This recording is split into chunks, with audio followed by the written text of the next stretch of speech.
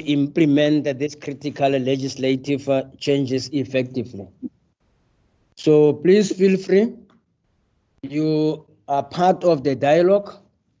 We invite everybody to participate in the discussions immediately after the presentations that will be led by our guests, our invited guests. We will then allow all other role players now to participate and to engage in questions. So we really are asking for the participation of everybody. So the program is there as indicated, so that everybody can follow the program that we have shared on the screen, for all of us to have the same understanding of what is expected. On that note, I want to give over to our Honorable MEC, Dr. Maboya, who will then give more on the purpose of the dialogue, setting the tone for us, and making sure that all of us understand the reason why we are here. Allow me then, ladies and gentlemen, to give over to the MEC for Education.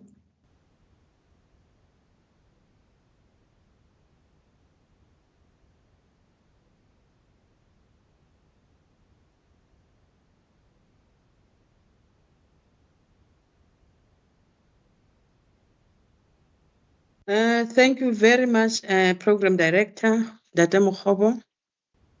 And let me also acknowledge our facilitators of the session, our presenters, our esteemed colleagues,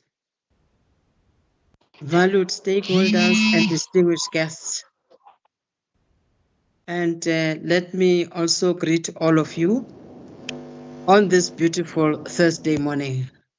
Good morning to you all. Program Director, it is both a privilege and an honor to welcome you all to this important virtual session, an occasion dedicated to the mediation, advocacy, and unpacking of the amendments to the South African Schools Act, commonly known as SASA, as informed by the Basic Education Laws Amendment Act. I also wish to extend my sincere gratitude to each one of you for your presence and commitment to the future of our learners and our education system. We convene today at a pivotal moment in the trajectory of basic education in South Africa.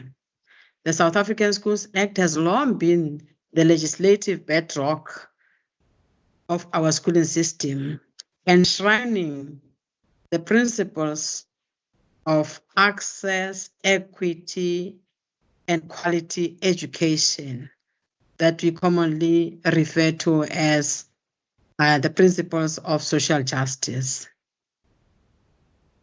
It is the vessel through which the right to basic education, as guaranteed in Section 29 of our Constitution, is actualized. So it's actually a good instrument for us to make sure that we live up to the ideals of our Constitution in as far as education is concerned. The recent amendments introduced through the BELA Act, which was signed into law on the 14th of September 2024, are not cosmetic changes. Ladies and gentlemen, these are substantial and transformative in intent and design. As stated in the preamble of the amended Act, I quote, "The purpose of this Act is to provide for a uniform system for the organization, governance, and funding of schools, close quote.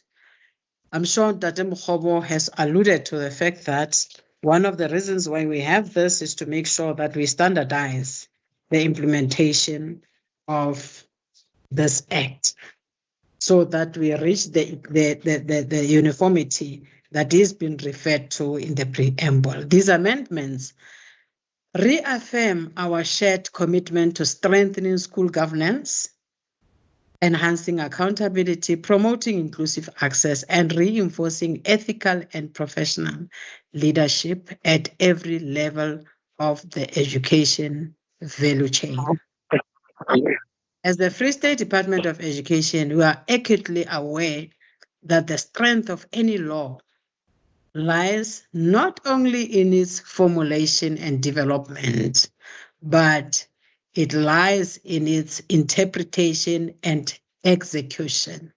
And when it comes to interpretation and execution, we mean shared and common interpretation as well as seamless execution of the law. The BELA Act amendments touch on a broad spectrum of critical issues in our system, from the powers of the SGBs to language and admissions policies to compulsory attendance and the regulation of home education. As we would know, home education for the longest time had not been properly regulated. So with these amendments, we will be able then to make sure that home education becomes part and parcel of the whole public education system. These are not abstract legal matters. They affect the lived realities of school communities across our province. Let me underscore the importance of one of the most widely discussed clauses. In particular, in amending Section 5 of the Schools Act, the BELA Act provides that, I quote, the head of department must, it doesn't say may, the head of the department must, after consultation with the governing body of the school and the subject to applicable policy, determine the language policy of a public school, close quote. Administrator, can you mute everyone so that we don't get these disturbances that we are getting? So I just want to repeat this one. The Section 5 of the Schools Act, the BELA Act provides that the head of department must, after consultation with the governing body of the school and subject to applicable policy, determine the language policy of a public school, close quote. This clause places the responsibility of ensuring equity and non-discrimination at the heart of the state's role. That of ensuring that language is never again a gatekeeper to opportunity. It is our collective duty to ensure that this provision is applied with sensitivity, transparency, and in the best interest of the child. Similarly, Program Director, the amendment to Section 3 enforces stricter measures around compulsory school attendance, stating that a parent who fails to ensure that a learner of compulsory school-going age attends school regularly may be guilty of an offense. Program Director, this signals a powerful shift, indicating that education is not just a choice, it is a right and a national imperative. It compels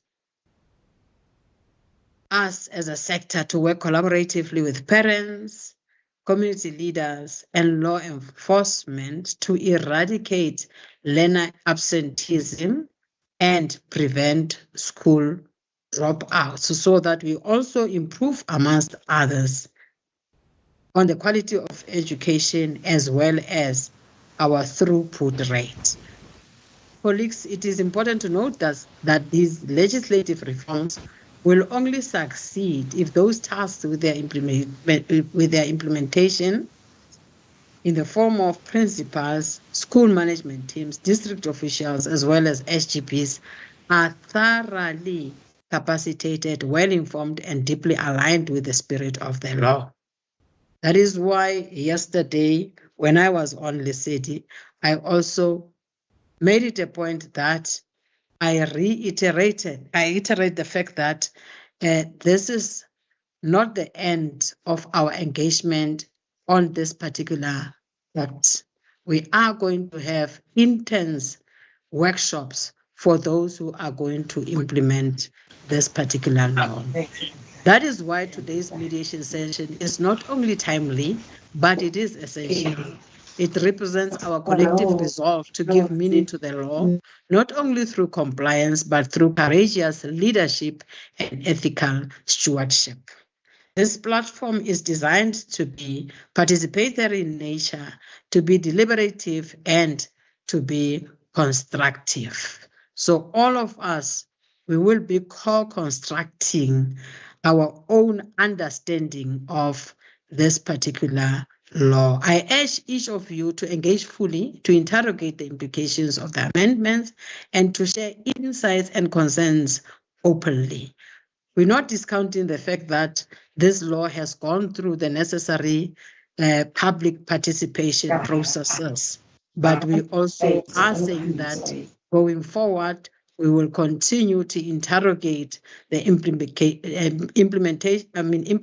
of the amendments, and we will continue to share our insights regarding this law. Let us build a common understanding that will translate into a unified, a coherent, and effective implementation of these reforms in every classroom, in every office, and in community meetings. I would like to extend my heartfelt thanks to the dedicated facilitators and organizers of this particular platform who made it possible for us to come and have an engagement on this important piece of legislation. In particular, I wish to acknowledge Mr. James Ndlebe from the Department of Basic Education for his continued leadership, Mr. Motolo for his unwavering commitment, and our own Chief Director for District Management, Mr.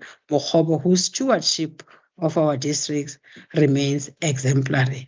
I will also want to extend my gratitude to our presenters, in particular, Professor Smith from the University of the Northwest, Dr. Chibaya from the University of the Free State, and of course, Advocate Merabe, who is also an education law expert. So I really want to take this moment to pass my gratitude to them for taking time to come and share their expertise with us on this critical matter. Let me conclude with a quote that resonates deeply with the spirit of today's dialogue. I quote, "Laws alone cannot secure freedom of expression. In order that every man presents his views without penalty, there must be a spirit of tolerance in the entire population." Close quote. These words by Albert Einstein remind us that even the most progressive law must be underpinned by a culture of openness, mutual respect, and shared responsibility. Let us work together in that spirit as we implement the BELA amendments, not as a burden of compliance, but as a commitment to the promise of education for every child in every corner of our province.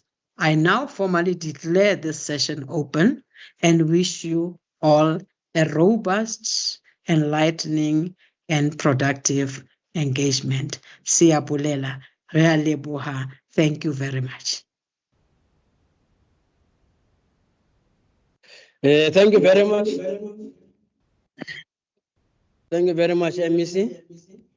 We really appreciate the introductory remarks and the setting of the tone by the Honorable MEC. And I'm sure all of us, we now feel energized and understand the reason why we are here. So once more, thank you very much for the wonderful presentation and giving us the way forward where we needed to go and what is expected from all of us. Just a quick one, I'm sure just a quick one.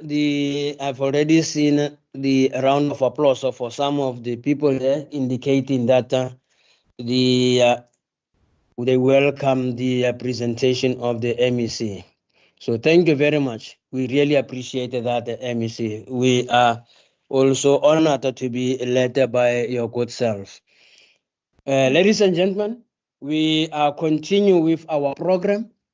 The program is shared on the screen for everybody to be able to see the program and to follow what is going to unfold as we continue with the dialogue.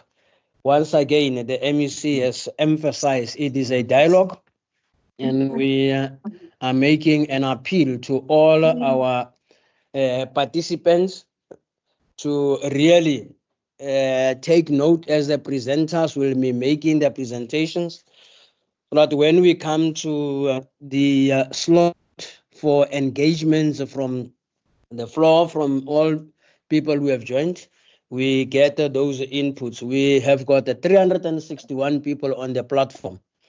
So we will really appreciate if we can have engagements from all the 361 people. But we are also going to manage the time because we have got another session, the afternoon session, that will also start at 12 o'clock. So if we can manage everything, that by at least 12 o'clock we are done with our discussions. On that note, we then move to the next item, where we are going to get presentations from our presenters. We will be starting with the first presenter, Dr. Solomon Chibaya. Dr. Solomon Chibaya is from the University of the Free State. He is an accomplished lecturer and researcher specializing in education, leadership, and policy studies, with a doctorate from the University of Witwatersrand. Dr. Solomon Chibaya has extensive experience in teaching, curriculum development, and postgraduate supervision. His research interests include education law, ethical leadership, and artificial intelligence education leadership. Dr. Solomon Chibaya is a recipient of various scholarships and awards, including the Education International Scholarship and Golden Key Awards. His dedication to academic excellence is evident. Dr. Chibaya is committed to fostering excellence in education with dynamic environments, and you can always find his scholarly contributions in reputable journals and conferences worldwide. Dr. Chibaya's professional journey reflects a deep dedication to education across diverse settings. He now serves as a lecturer at the University of the Free State, providing invaluable support to our B.Ed, honors, masters, and PhD research supervision, shaping the minds in education, management, policy, and comprehensive education. Ladies and gentlemen, allow me to call upon Dr. Chibaya to also make his presentation. Dr. Chibaya, we are all yours. Thank you very much.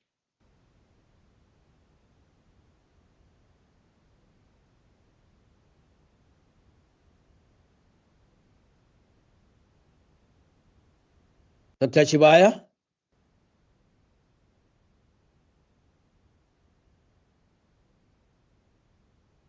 Sorry, colleagues, I think I was muted, but thank you very much, Program Director, Mr. Mahobo, and salutations to the MEC, Dr. Mabuya, and thank you so much for the wonderful introduction and giving insight.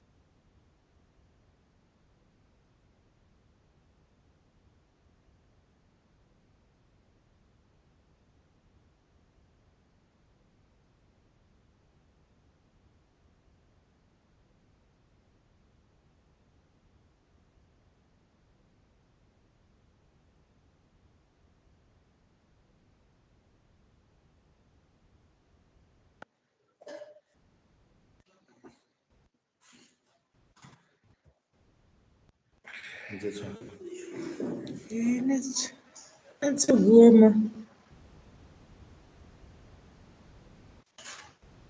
Dr. Chibaya, is like we can't hear you. Apparently, there are some challenges, but in the meantime, whilst we are struggling to get Dr. Chibaya speaking, MEC is like we could not pick up. You wanted to say something, and our apologies that we could not pick it up. MEC, whilst we are trying to help Dr. Chibaya, we can give you again the platform, MEC. No, I just wanted to say thank you, Dr. Mukhobo, that this platform has also taught us one or two things, especially Dr. Chuta. At least you know that the administrator has got the power to mute everyone. Thank you very much. Dr. Chuta, I think you have really learned something out of this platform. No, MC. You know, I knew about it. Colleagues, am I audible? Yes. Yes, you are.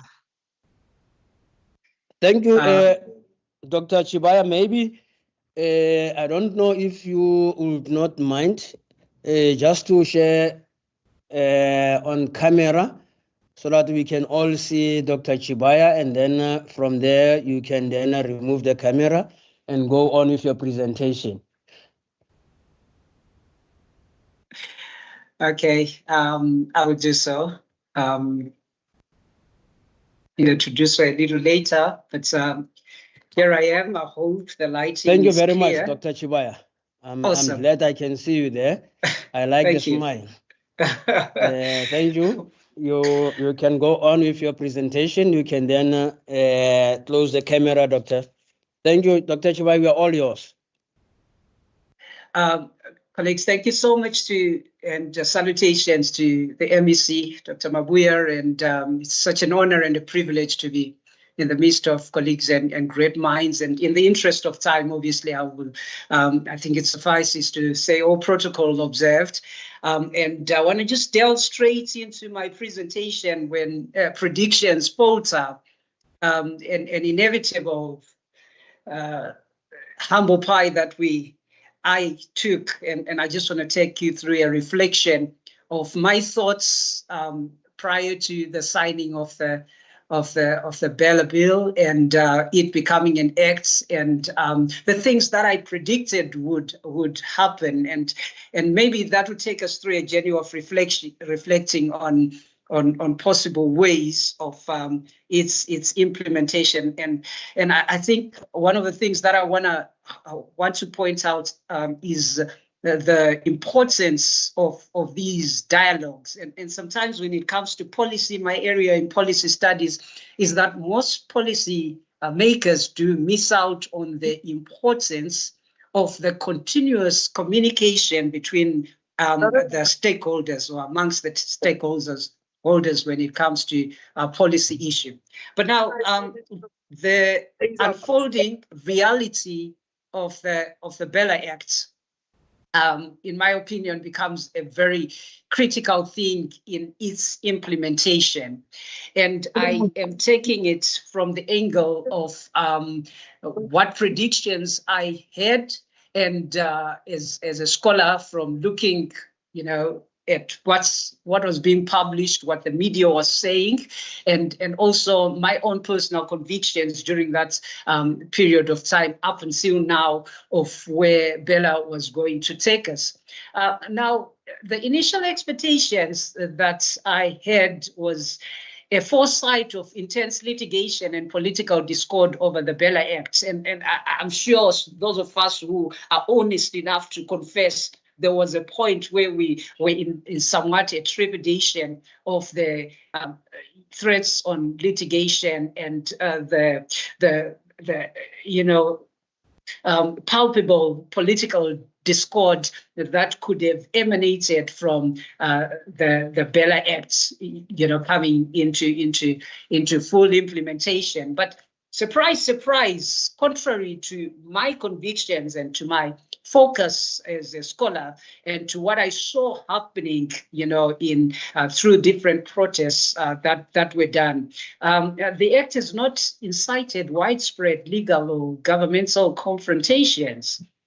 This presentation hopes to explore why the resistance has been subdued, and what this reveals about law and governance. And one of the things that law and governance does reveal to most of us is sometimes the shock where law comes to effect, or when justice takes its course, or maybe sometimes does not take its course according to our opinions. We stand in shock of the results, and I think that's where we are. But let's try to analyze why the silence, and try to understand where the roots of the non-resistance stance that we now see emanating. I think, just to bore you a bit with a bit of history, I know my good brother, Dr.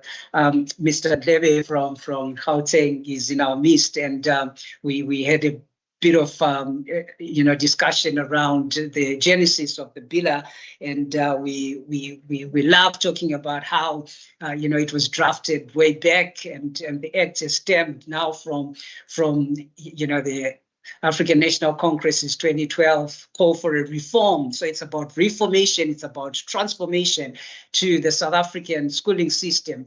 But interesting enough, is the constitutional grounding, how the BELA Act is deeply aligned with the transformative values of equity, inclusivity, and justice. And it was wonderful listening to the MEC talking about social justice, and how that is the target, and pushing towards transformative values of equity, equality, inclusivity, and justice, and that we see more and more, and you will hear partly about it, hopefully, in my second presentation on some of the clauses and how they were designed and how they are to be implemented in a manner that highlights or that glorifies the constitutional grounding.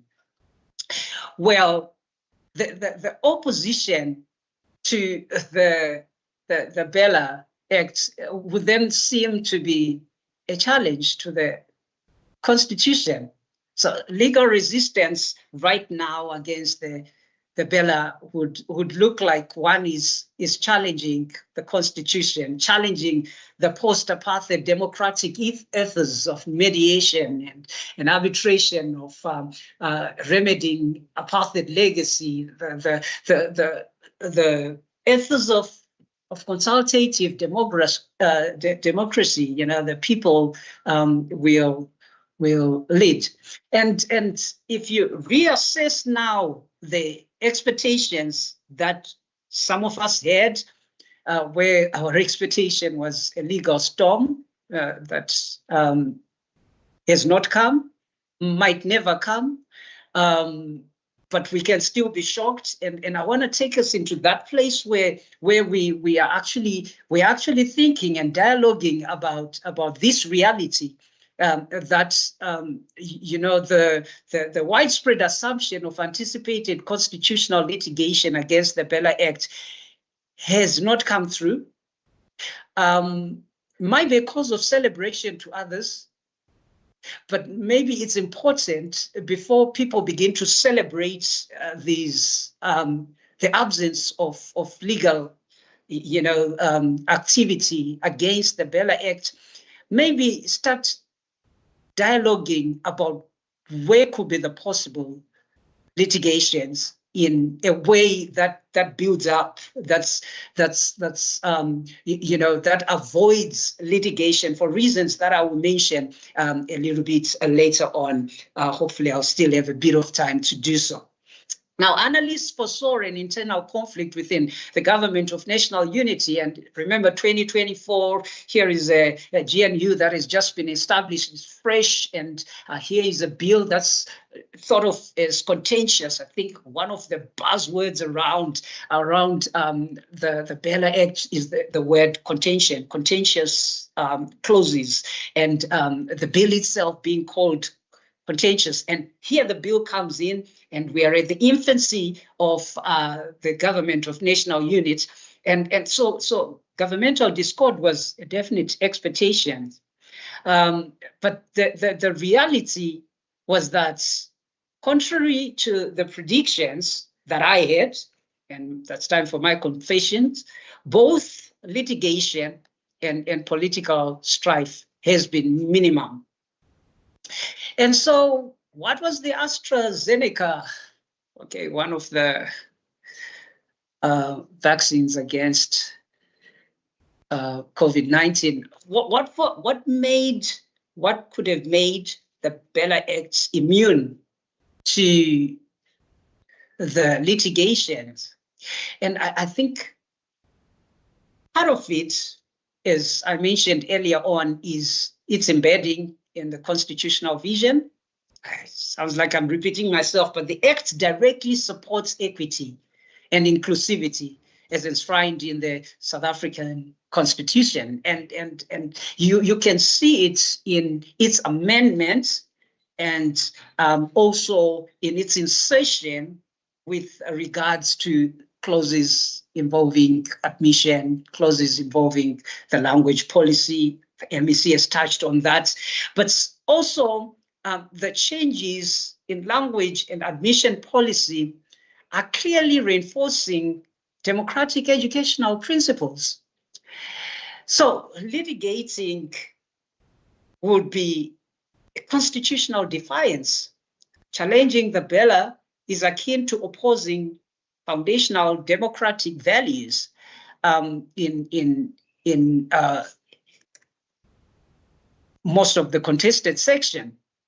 So inclusivity now has become a legal shield because Constitution does celebrate inclusivity, and so protecting access and language rights as stipulated in Section 6 of the Constitution becomes critical. So linguistic diversity promoted, mother tongue instruction becomes central to an integrated and equitable system. We know the value of mother tongue instruction at early level of schooling, and if you look at Finland, which is one of the most celebrated countries when it comes to educational endeavors, one of the things that they actually emphasize on is mother tongue instruction.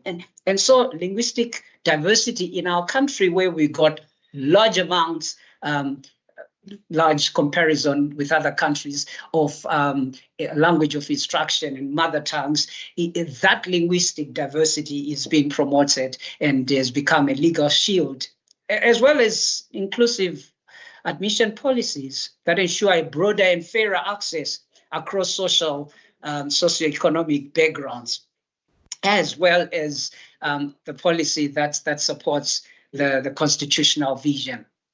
Now, one of the key aspects of our Constitution is participatory governance, the people who govern it. will govern. And the idea of empowering school communities, empowering parents, yes, there has been sentiments that I agree with strongly, where the SGB's powers have been curtailed. I think I write that in one of my writings, that if you look at how the SGBs were autonomous before the BELA Act, and now how that autonomy has been sort of constrained, it becomes key, but they still maintain their influence. The Act strengthens, it doesn't weaken the influence, it actually strengthens the role of the school governing body, because they are maintaining their influence. As for the other part of participatory governance, it's the collaborative policy making. Sorry, there's interference. Education policies now result from, a joint effort between the SGBs and the Department of Basic Education. And I think collaboration is critical when it comes to policy making. You don't want to separate the policy maker from the policy implementers. And that collaborative policy making approach is part and parcel of participatory governance as desired by the Constitution. Democratic education model, which promotes at grassroots level the participation and shared responsibility in governance.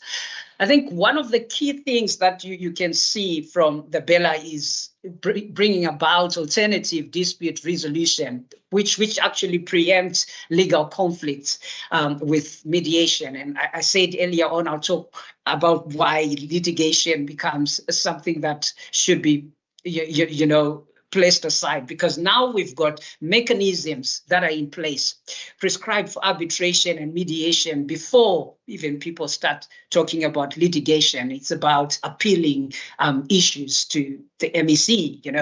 If you're not happy with what the HOD has directed the school to do, and the MEC within a certain period of time has to respond. And all this is providing for dispute resolution mechanisms in the event of a dispute between any of the stakeholders. And that in itself helps, as it avoids expensive, time-consuming court battles by resolving issues early, keeping in mind the most important aspect of all this, which is what is in the best interest of the child. So you're not wasting time for the child, you're not wasting resources, you're not engaging and involving issues about the child in these rigorous court battles that may sometimes turn monstrous. Institutionalized legal foresight inspired by the precedent and designed to close prior legislative gaps. And these legislative gaps, as I said earlier on, are about insertions and amendment. The jurisprudential refinements, case law is bagged into legislation. What informed, talking to one of my colleagues, he says, look, case law was used to prepare the BELA Act, and we looked at case law, we went back to BELA Act, we made the amendments, made the adjustment. So it's informed by legal precedents. The BELA draws from existing court rulings to fortify its legal architecture. I'm sure my colleagues who will speak after me will talk about some of the court cases. It closes historical loopholes. It addresses weaknesses that were exploited in the South African Schools Act that could have been involved in maybe language issues, admission issues, discipline issues, and we see the Act is closing that. And the Act operates as the legislative jurisprudence, anticipating challenges and ways of mitigating it. Now, legal inevitability and policy foresight. So at the moment, there is no legal storm. We hope that there won't be, for the sake of preventing some of the issues that come during litigation, which I mentioned earlier on. Predicted litigation has not occurred, signaling what I think now, in my conclusion, a broad alignment with constitutional ideals is what I've tried to make a point of, and also, a policy forged from precedent consultation like now, and it's really beautiful and amazing that it's not only consulting when you are putting together the bill, it's also consultation when during the implementation process, and this is a powerful thing in terms of magnifying or uplifting democratic values. Lessons in governance become clear that the Act in itself, the BELA Act, is an example now, to me, in hindsight, of how foresight and inclusivity can secure reform. And in order for us to prepare a good future for our learners, we need to look back in hindsight, like what the BELA Act does, and think about inclusivity, which bases itself on equity, equality, dignity, cultural diversity, which are all engulfed in transformation, the journey that I think we are safely walking in. I thank you. No, thank you very much, Doc. We really appreciate the presentation, and I want to believe all our participants, stakeholders, they have really made some notes. When we open for the engagements, that session for engagements, they will really participate. You have raised a number of critical issues that are thought-provoking, and that will take us forward as a sector. But thank you very much, Prof. May I request all of the people on the platform, please switch your cameras off, because you are making it difficult for the administrators and all of us here. Sasa, there is that Sasa guest. Please switch off your camera. Switch off that camera. Whoever is yes, please switch off there. And all other people who don't really unmute, stay muted. We will open up when you have got an opportunity. Ladies and gentlemen, that was Dr. Chibaya. We now move on to the next presentation. The next presenter, Advocate Merabe. Advocate Merabe holds a Master's of Law and LLM degree specializing in education law. This advanced qualification complements his foundational legal education, which includes a B Juris and an LLB degree.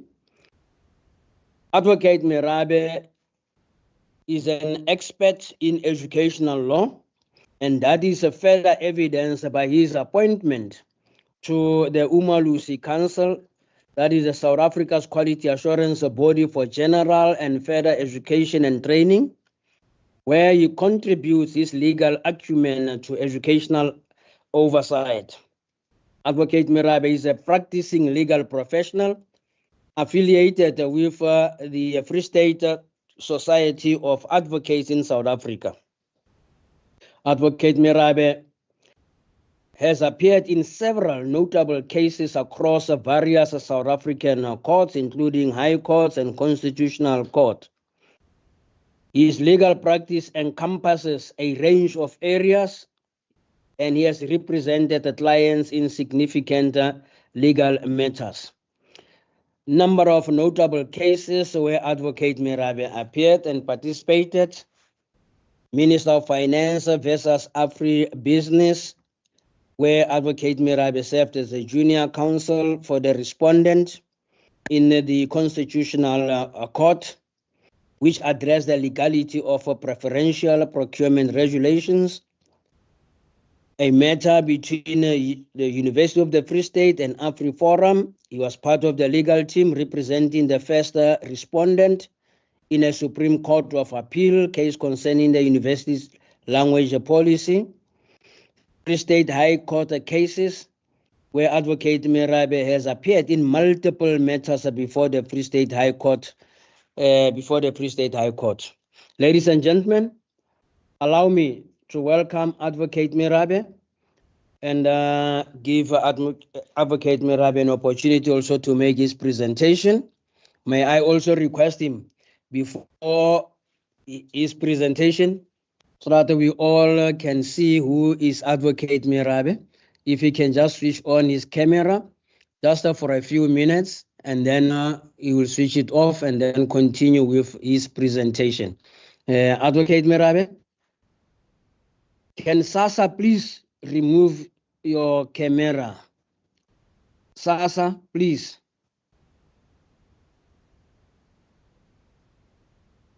Advocate Merabe?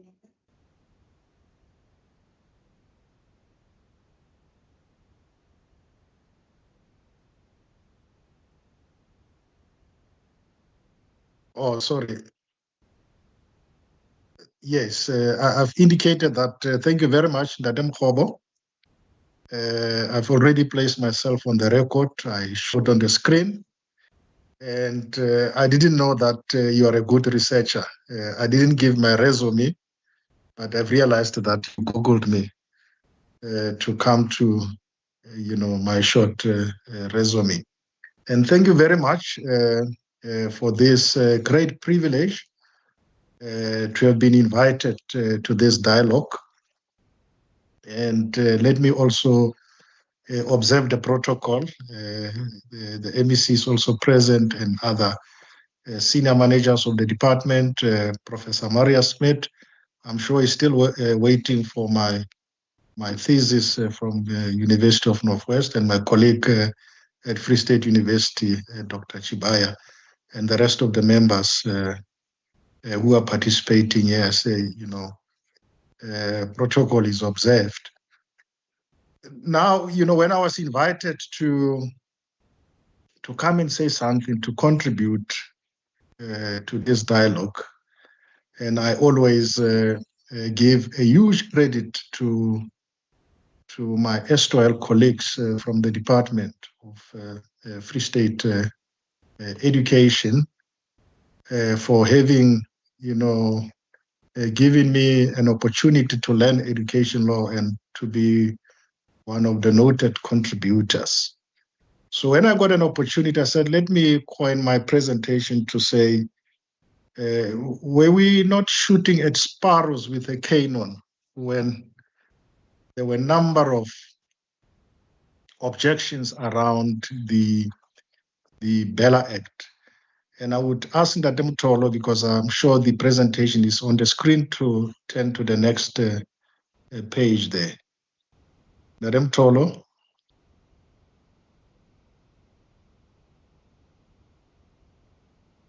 Thank you very much. And in my presentation, I'll just rattle through the following issues. I'll just make a cursory glance to the BELA Act, and my learned colleague at Free State University, Professor Dr. Chibaya, also touched on that. I would give the legal context, and then I will just touch on the two amendments there. I think that is in accordance with our brief from Mr. Mtolo.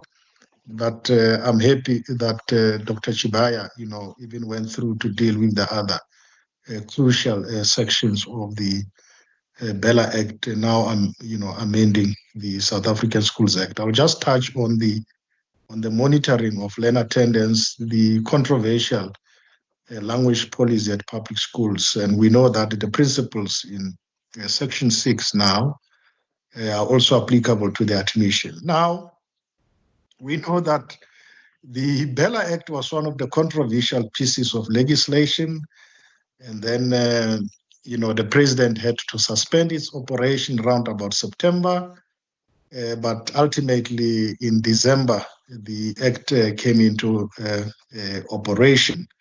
And those who were vehemently opposed to the introduction of BELA Act, their focus was around its constitutionality, and my colleague Solomon Chibaya also dealt with that.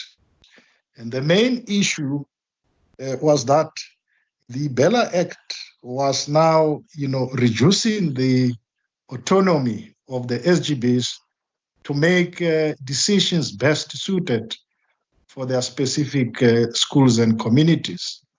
And those who were opposed to BELA Act promised to take legal action against the government over the promulgation of BELA Act. But as my colleague Dr. Chibaya has indicated, there is no such litigation that we are aware of.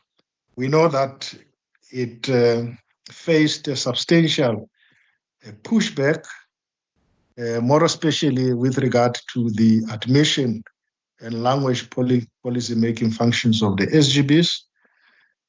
But others who were in favor of it argued that the BELA Act at that time was meant to be in line with the Constitution. But what we know is that the BELA Act, as it made drastic changes to the South African Schools Act, it wasn't a new phenomenon. It wasn't something new. At the time of its operation, on the 24th of December 2024, when the president, promulgated his date of coming into operation, the majority or most of all the provisions that amended the Schools Act now were already the law. I normally argue that it was already the law because those aspects were interpreted and applied by the courts, various courts, High Courts, Supreme Court of Appeal, and the Constitutional Court. And they were contained in what we call, case law, followed and applied as precedents. And we know that the judges also make the law. It is not only the legislature that makes the law, even though we have what we call separation of powers, but what the judges say in case law, in their judgments, they also influence the development of the law, and that is exactly what happened with regard to the BELA Act. Then we can get to the next slide. Motolo, we have seen what the former Chief Justice said, the Chief Justice Langa, to say the judges in terms of transformative constitutionalism, they can amend the law to be in line with the Constitution. And now when we look at the essential legal context, what necessitated these amendments? And I say context is very important.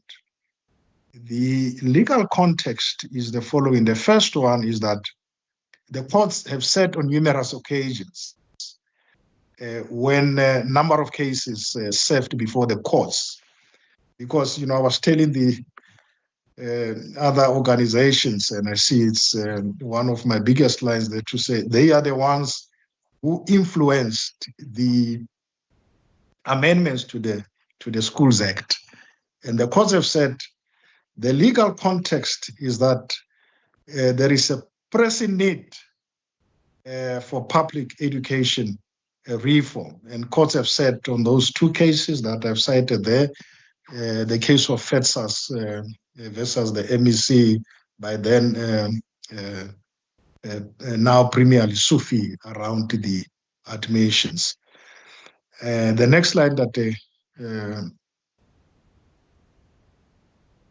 and the second one was the case of the head of the department, Worschool Ermelo, which is also a well-known case, which, I argue that it brought about the changes to the admission and the language policies. And the courts have said there in those cases to say the constitutional imperative to achieve radical transformation of a society as a whole and of public education in particular, and urged the various departments of education to say they need to bring about radical transformation of a society as a whole and of public education in particular. That's why at the end of the day, we had these amendments. And these are the two cases, the Ermelo, the other one is the one of AfriForum, when the Mokgobo says I represented them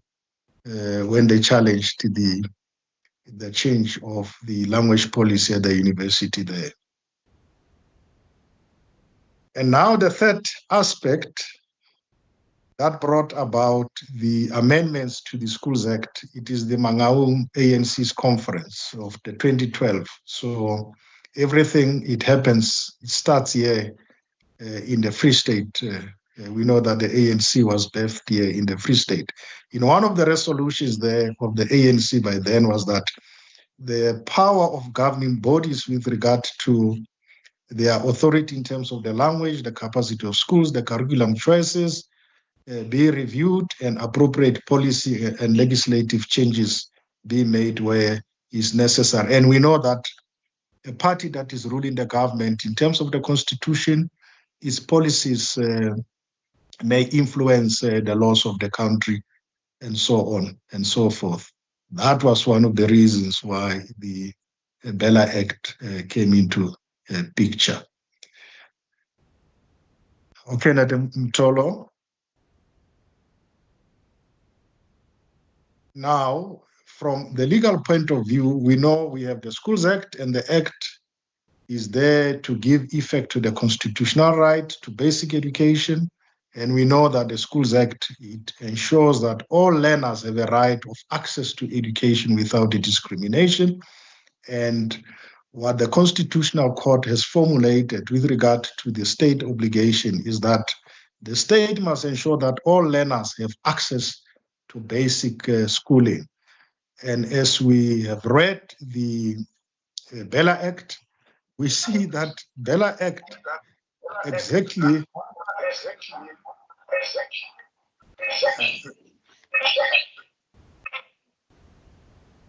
it gives effect to what the Constitutional Court has said, that is the constitutional obligation of the state. So whatever was done or any amendment was in relation to what even the highest courts have said. And we know that the Constitutional Court is the apex court. Once it has delivered a judgment, that becomes a law in the case law books. So now we can step off this aspect and now deal with the selected key amendments. One of the critical amendment to the South African Schools Act is the insertion of Section 4A, which deals with the monitoring of learner attendance. Now, the section also gives effect to what the Constitutional Court have said around the obligation of the state. And we have seen, the state has enacted a number of policies. You have the action plan, 2024-2030, you've got a number of policies, learner attendance policies. So what is said in the Schools Act now in terms of Section 4A is to give effect what is already there in various policies of the Department of Education. It's not something new. I've also seen it even in the Western Cape Department of Education's Schools Act. What does the section attempts to do? The section tells us that the educator, the principal, the SGBs are responsible for promoting and monitoring the attendance of the learners at school. Now it is an obligation placed on these important functionaries. The second aspect is that the SGBs must ensure that now, in their code of conduct for learners, those code of conduct should contain the rules dealing with punctuality and regular school attendance. It means now, when we advise our schools to say, go back to amend your policies, those code of conducts also calculate the monitoring of lenders, which will specifically deal with punctuality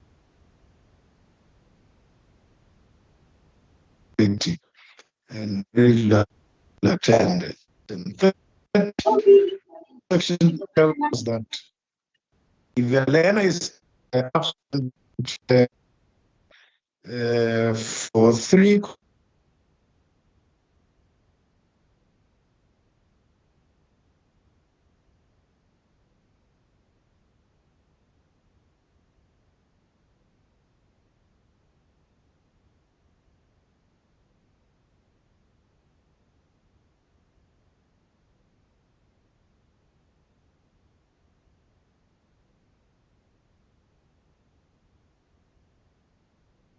there is an access to basic education. So we may step off this and then look at now the section 6 that deals with the Nadim Khobo says, I'm no longer audible enough. I'm next to my computer. I really don't know what is the problem. So now, why the amendments to Section 5, Section 6? What are the constitutional imperatives? And my learned colleague, Dr. Chibaya, indicated that we have been awaiting for litigation. We haven't seen that litigation. And I'm sure now those who are opposed to the BELA Act have now been properly advised to say there's nothing to complain about. There is no unconstitutionality with regard to the BELA Act. Now, the Constitutional Court said the following, to say that in the case of Ermelo, we know that there was a tussle, in the past, and departments were losing cases through the legal technicalities.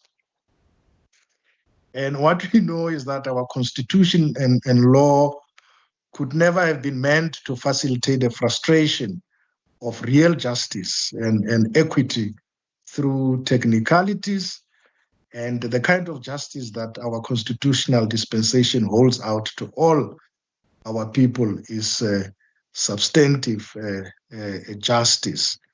And the courts have said there that good leaders who are the SGBs, they must recognize that institutions must adapt and develop, and that the SGBs are entrusted with a public resource.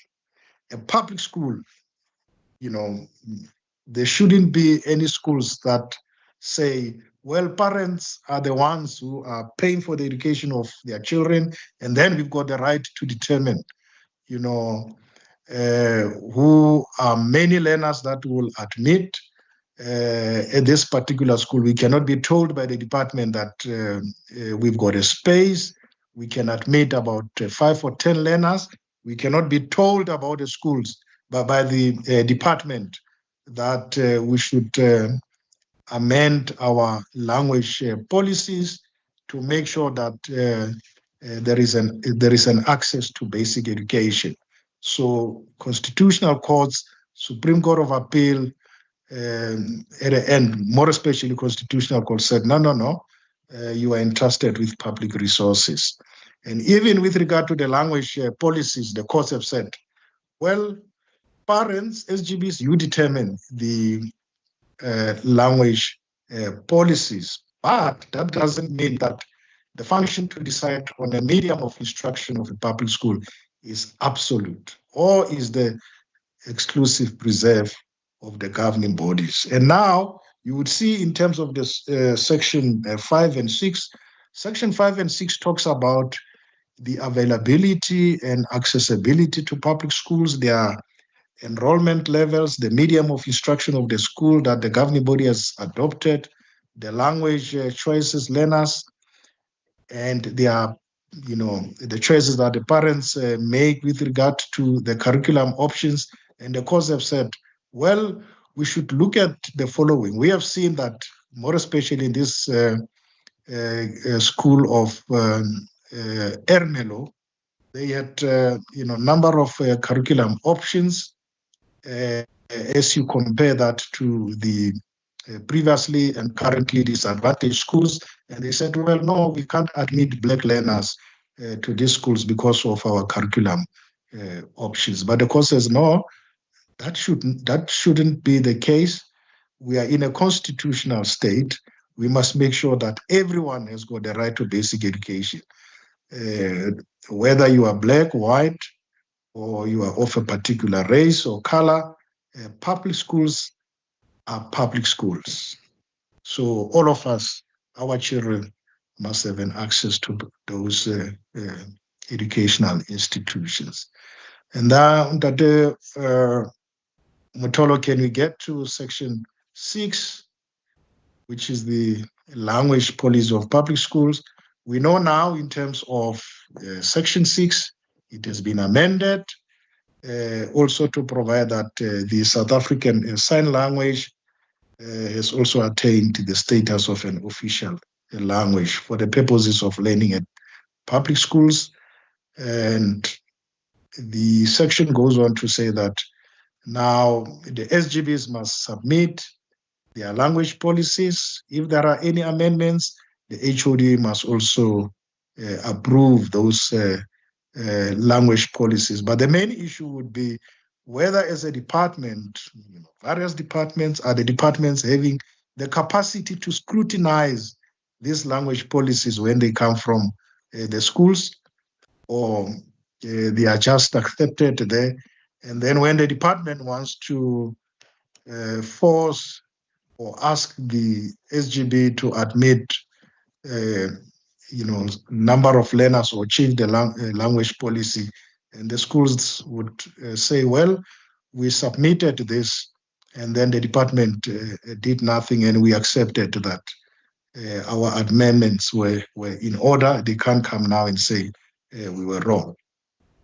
And the section goes on further to say that the school may not list as one of its official of its languages of learning and teaching of the school a language other than one of the official languages. So the official languages are those that are in the Constitution in terms of section 6.1. Now, when the governing body develops the language policy or makes its amendment, the Act makes it very clear now. The provisions are couched in peremptory terms. They say the governing body must take into account the following: the language needs in general of the broader community in the education district in which the public school is situated. So now this language, where do we get it from? We get it from the Constitutional Court case of Ermelo. We get it from the case law. It's already the law. That is what the court have said, which is the highest court, to say governing bodies must take into account this aspect. And the section goes on further to say it must also take into account the following factors, but these are not limited to the following: the best interest of the child, with emphasis on equity as encapsulated in the Constitution. The policy must also make sure that it complies with section 6.2 of the Constitution, 29.2 of the Constitution, which says that everyone has the right to be taught in the language of their choice. And then the policy must also take into account the changing number of learners who speak the language of learning and teaching at the public school, the need for effective use of classroom spaces and the resources of the school, the enrollment trends of the public school. Now the challenge is the following, because when the policies comes to the department must develop a system to make sure that these policies comply with what the Schools Act is saying. And as I've indicated, we have seen in a number of court cases, you find that department, they will just accept these policies. They don't critique them. They don't say anything. And when there's a tussle before the courts always will be on the side of the governing body. Say, no, the department, you can't have your cake and eat it. You ought to have inform the school or any in advance. But now the law says that the SGBs now must review their policies every 3 years or whenever the factors referred to in the previous slide have changed, when circumstances so require or at the request of the head of the department. So the law is very clear. They may change the policy today. You may agree with them. The circumstances may change after a year. They don't have to rely on the 3-year period. Or if the HOD requests them to, review their policies, the SGBs must do so. And then the SGBs must, within 30 days after the commencement of this act, I'm not quite sure whether this has been done because the act came into operation on the 24th of December 2024. SGBs must submit. There is somebody who's playing a music at the back there.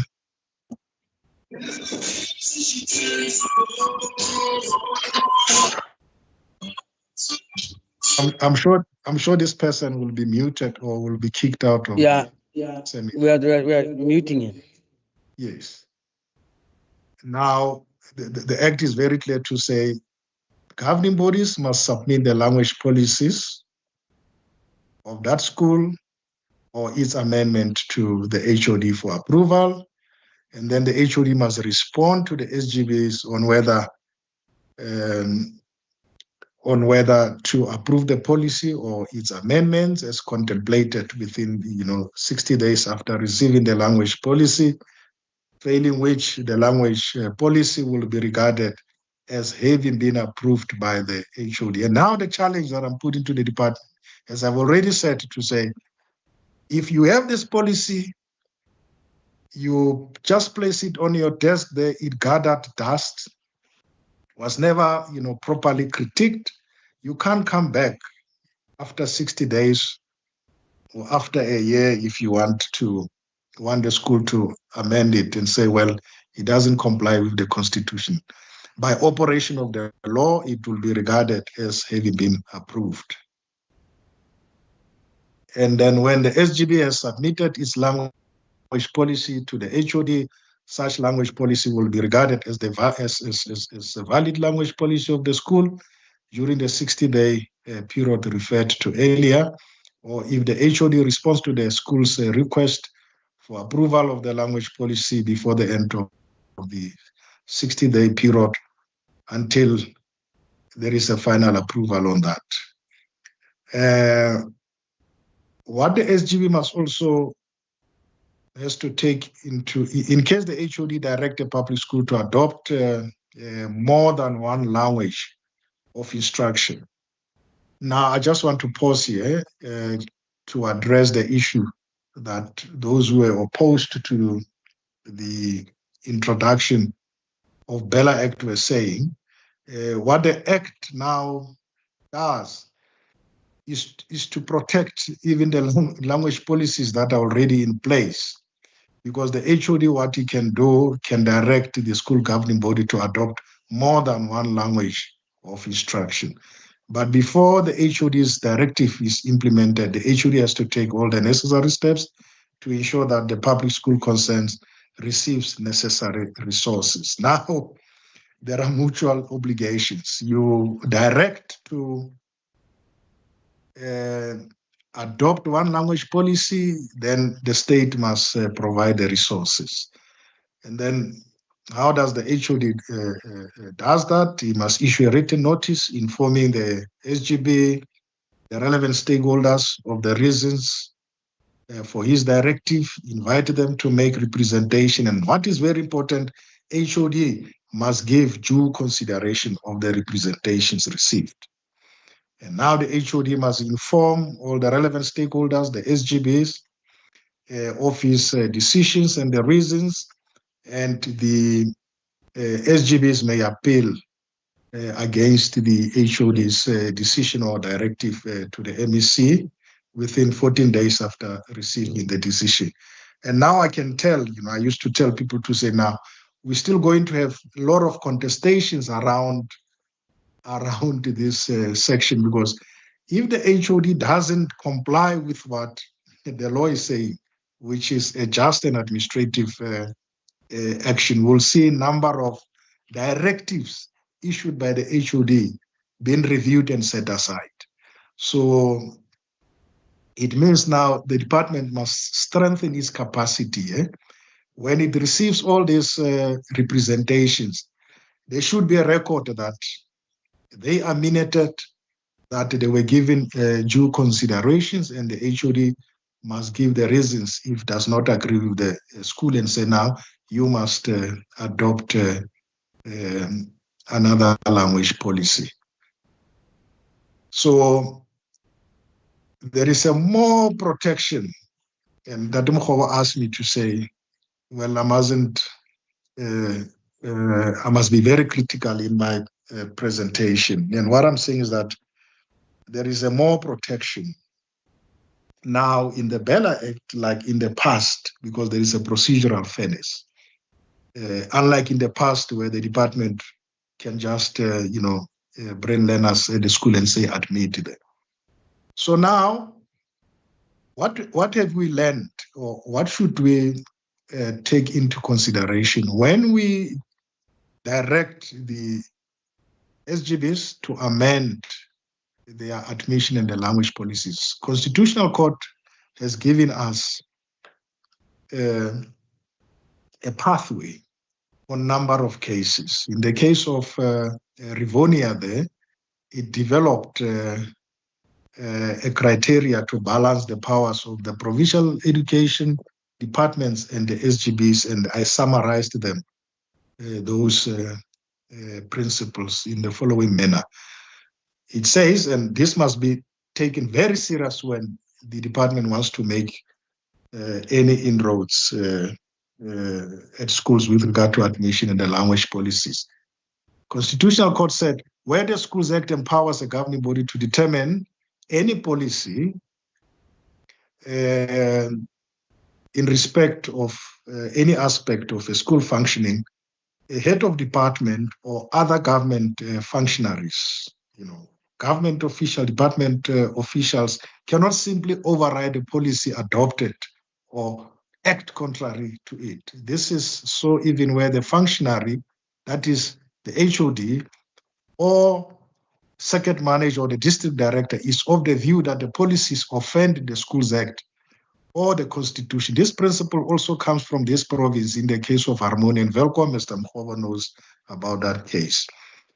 But this does not mean that the governing body's powers are unfettered, that the relevant policy is immune to intervention, or that the policy inflexibly binds other decision makers in all circumstances, which is the HOD and the other functionaries of the department.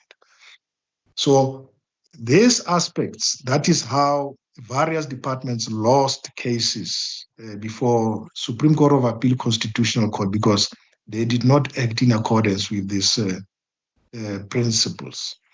And the second one is that, just go back because I'm rattling my presentation. This is the last slide, I'm sure. Just go back in that control. Yes, the second one is that rather a functionary may intervene in a school governing body's policy-making function or depart from it, but only where that functionary is entitled to do so in terms of powers afforded to it by the Schools Act or other relevant legislation. And the courts have said this is an essential element of the rule of law. We lost a case of the pregnancy policies as a result of this. The court said, well, yes, we know that policies are unconstitutional, but you must comply with the law, which is an element of the rule of law or the principle of legality. The next one, and then the court said, where it is necessary for a properly empowered functionary, HOD, district director, circuit manager, to intervene in a policy-making function of the SGB or to depart from it, then that functionary must act reasonably and procedurally fair. Where do we see this from? Where do we get this from? Now we see it in Section 6 of the Schools Act that talks about the procedural fairness, issuing of the notice, duly considering the representations and so on, and then giving the reasons.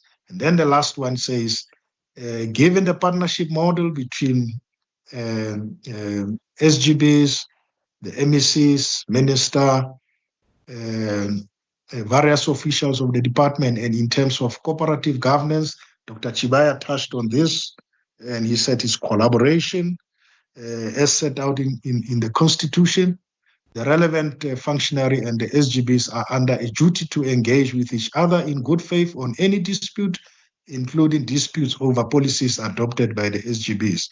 And the engagements must be directed towards furthering the interest of the learners. And now we have seen in the Schools Act, we have inserted, or there is an insertion with regard to dispute resolution to say now gone are those days where SGB or any stakeholder is not happy with any decision by the department. They are now not going to go, rush to court. In terms of what the Constitutional Court have said, then came that amendment to say, before you go to court, let the parties engage each other in good faith, because courts are not there to determine issues relating to what is happening in the classroom. Those issues must be determined by the educationists, must be determined by all the relevant stakeholders. And I can attest to that. We went from High Court, Supreme Court of Appeal, Constitutional Court about the pregnancy policies of the two schools in Velco. Those cases they dragged, and the court says, hey, go back and find a solution. Court said, we are not going to find a solution between the SGBs and the department. We sat around the table. That engagement couldn't even last for more than 30 minutes. Parties found each other. They agreed how, the issue of the learner pregnancy must be handled at public schools. And then we had to report to the Constitutional Court, and the court said, well, it is fine.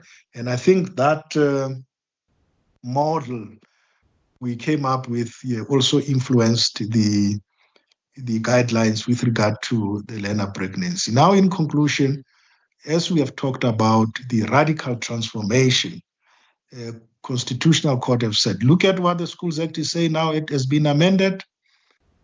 The Schools Act is about giving effect to the right to basic education, access to basic education. And the courts have said the injustices of the past are not to be pampered or approached with great care or understanding or sympathy.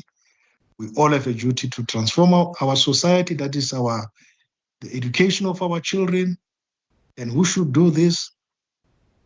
All black and white are an essential part of we, the people of South Africa.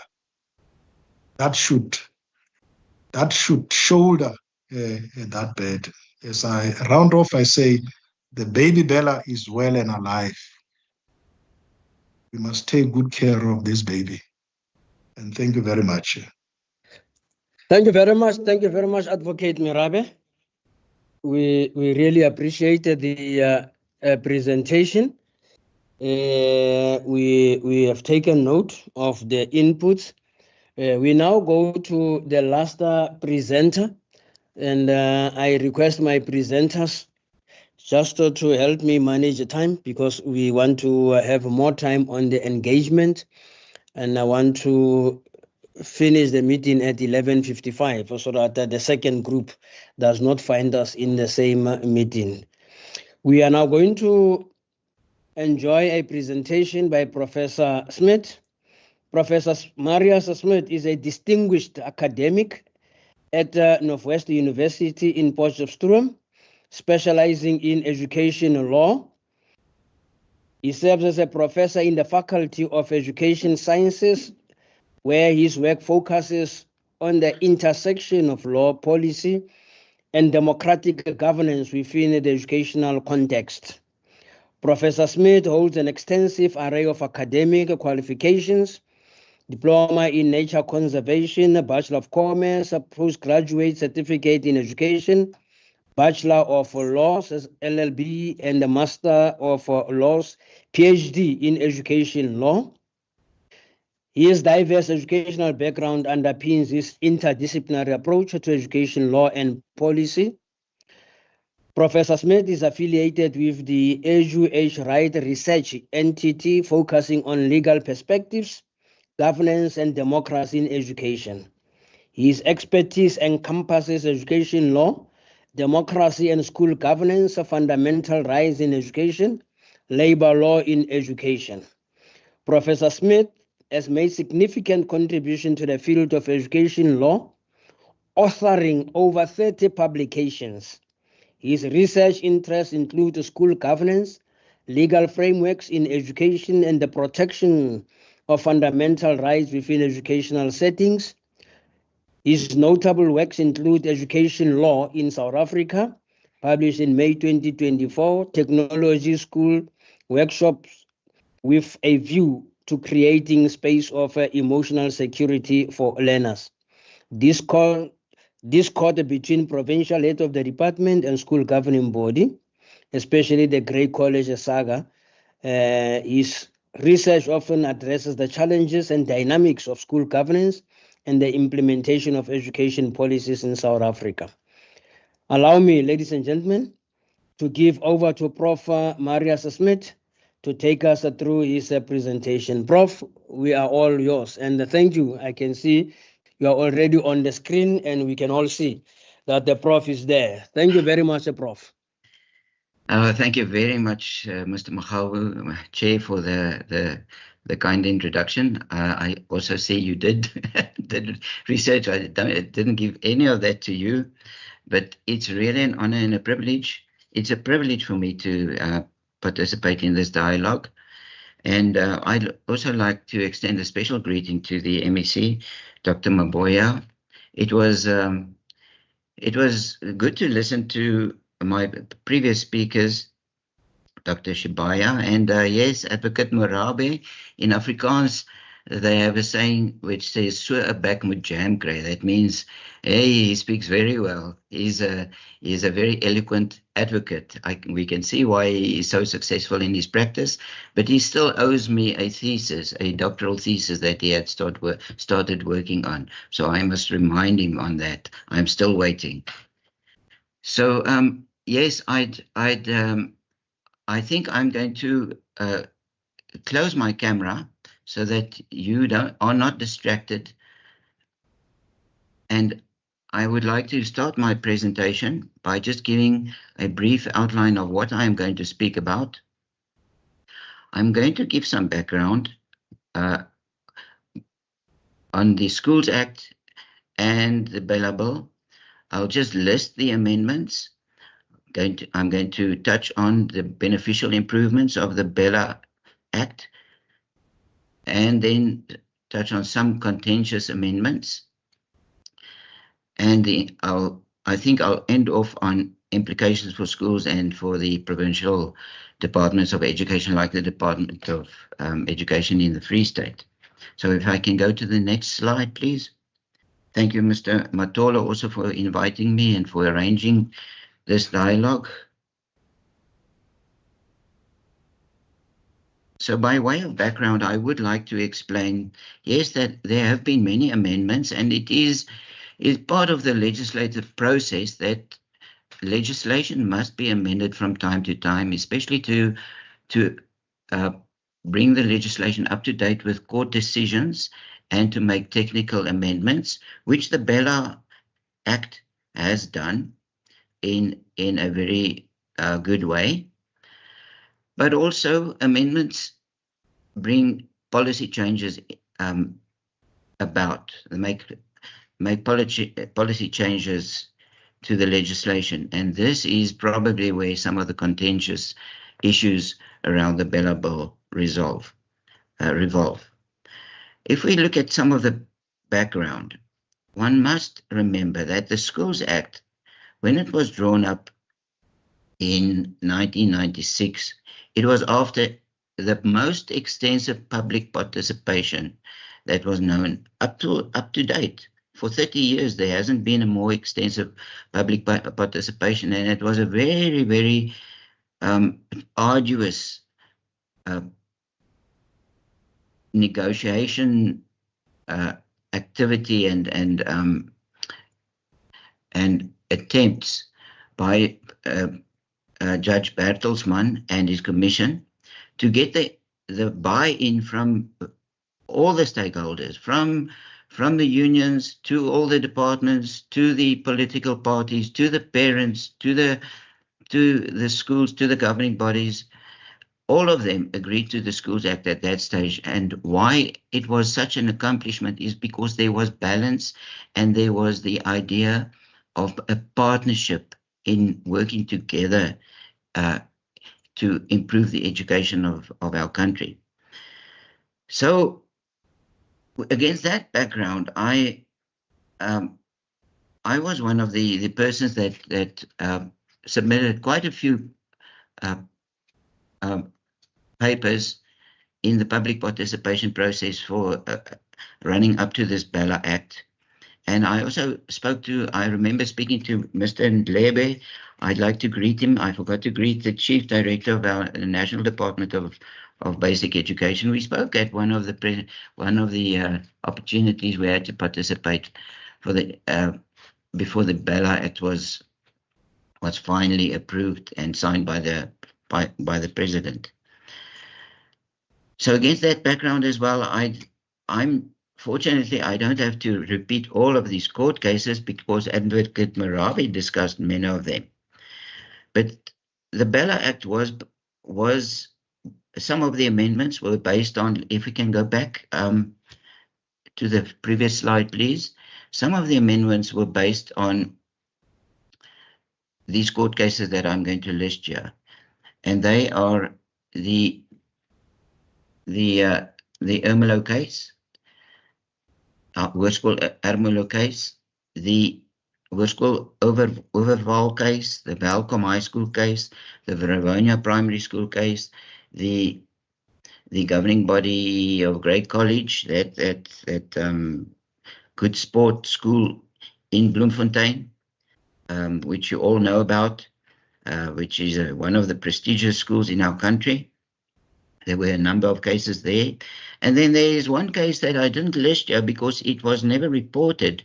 The case was settled before the matter went to court. It was settled by the Gauteng Department of Education because they knew they would not win the case. And that's the case of Hoërskool Vogel. Now, interestingly, in most of these cases, there's a general, let's say, a thread that one can pull through.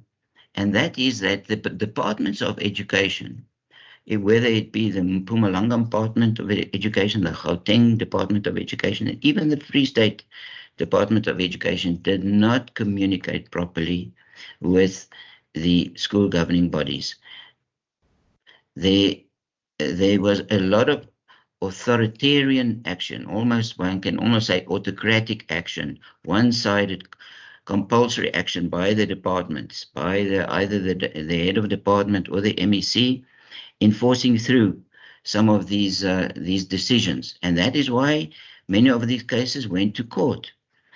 Now, if I can just remind about the Grey College saga, I call it the saga because there were many court cases, and the Buchner case, where the well-known lawyer, Mr. Buchner of Honey Attorneys, he was the chairperson of Grey College's governing body.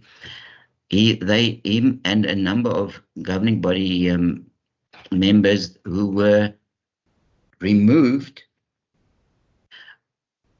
on an urgent basis by the Free State Department of Education. They took the matter to court. And it was done in terms of Section 22 of the Schools Act, which allows for urgent removal and only provision of written reasons after the decision had been taken. Now, that is still the same in the Schools Act. So I'm afraid when Dr. Chibaya said, yes, there is provision for alternative dispute resolution, I don't think it's adequate yet. The Schools Act is not adequate yet. So why I'm saying this is I'm pleading and I'm advising provincial departments of education to really make sure that they they take all reasonable steps to communicate properly. If there are disputes or if there are contentious issues, like Advocate Morabe explained very well when explaining expounding on the court cases. If there's a lack of proper communication, or if there's a perceived a closed door policy, or if the school governing bodies have the idea that it's of no use to speaking to the departments of education, well, I think there is going to be litigation, because that's the pattern. That's what happened in these other court cases, and that is some of the background. So perhaps we can go to the next slide, please, Mr. Matola. Yes, the next slide. I'm just going to list the amendments.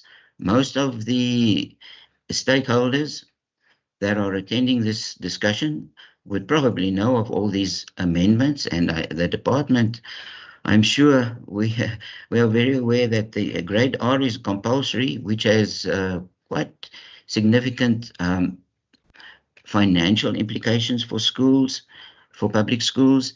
It has infrastructural implications. Educators must be appointed.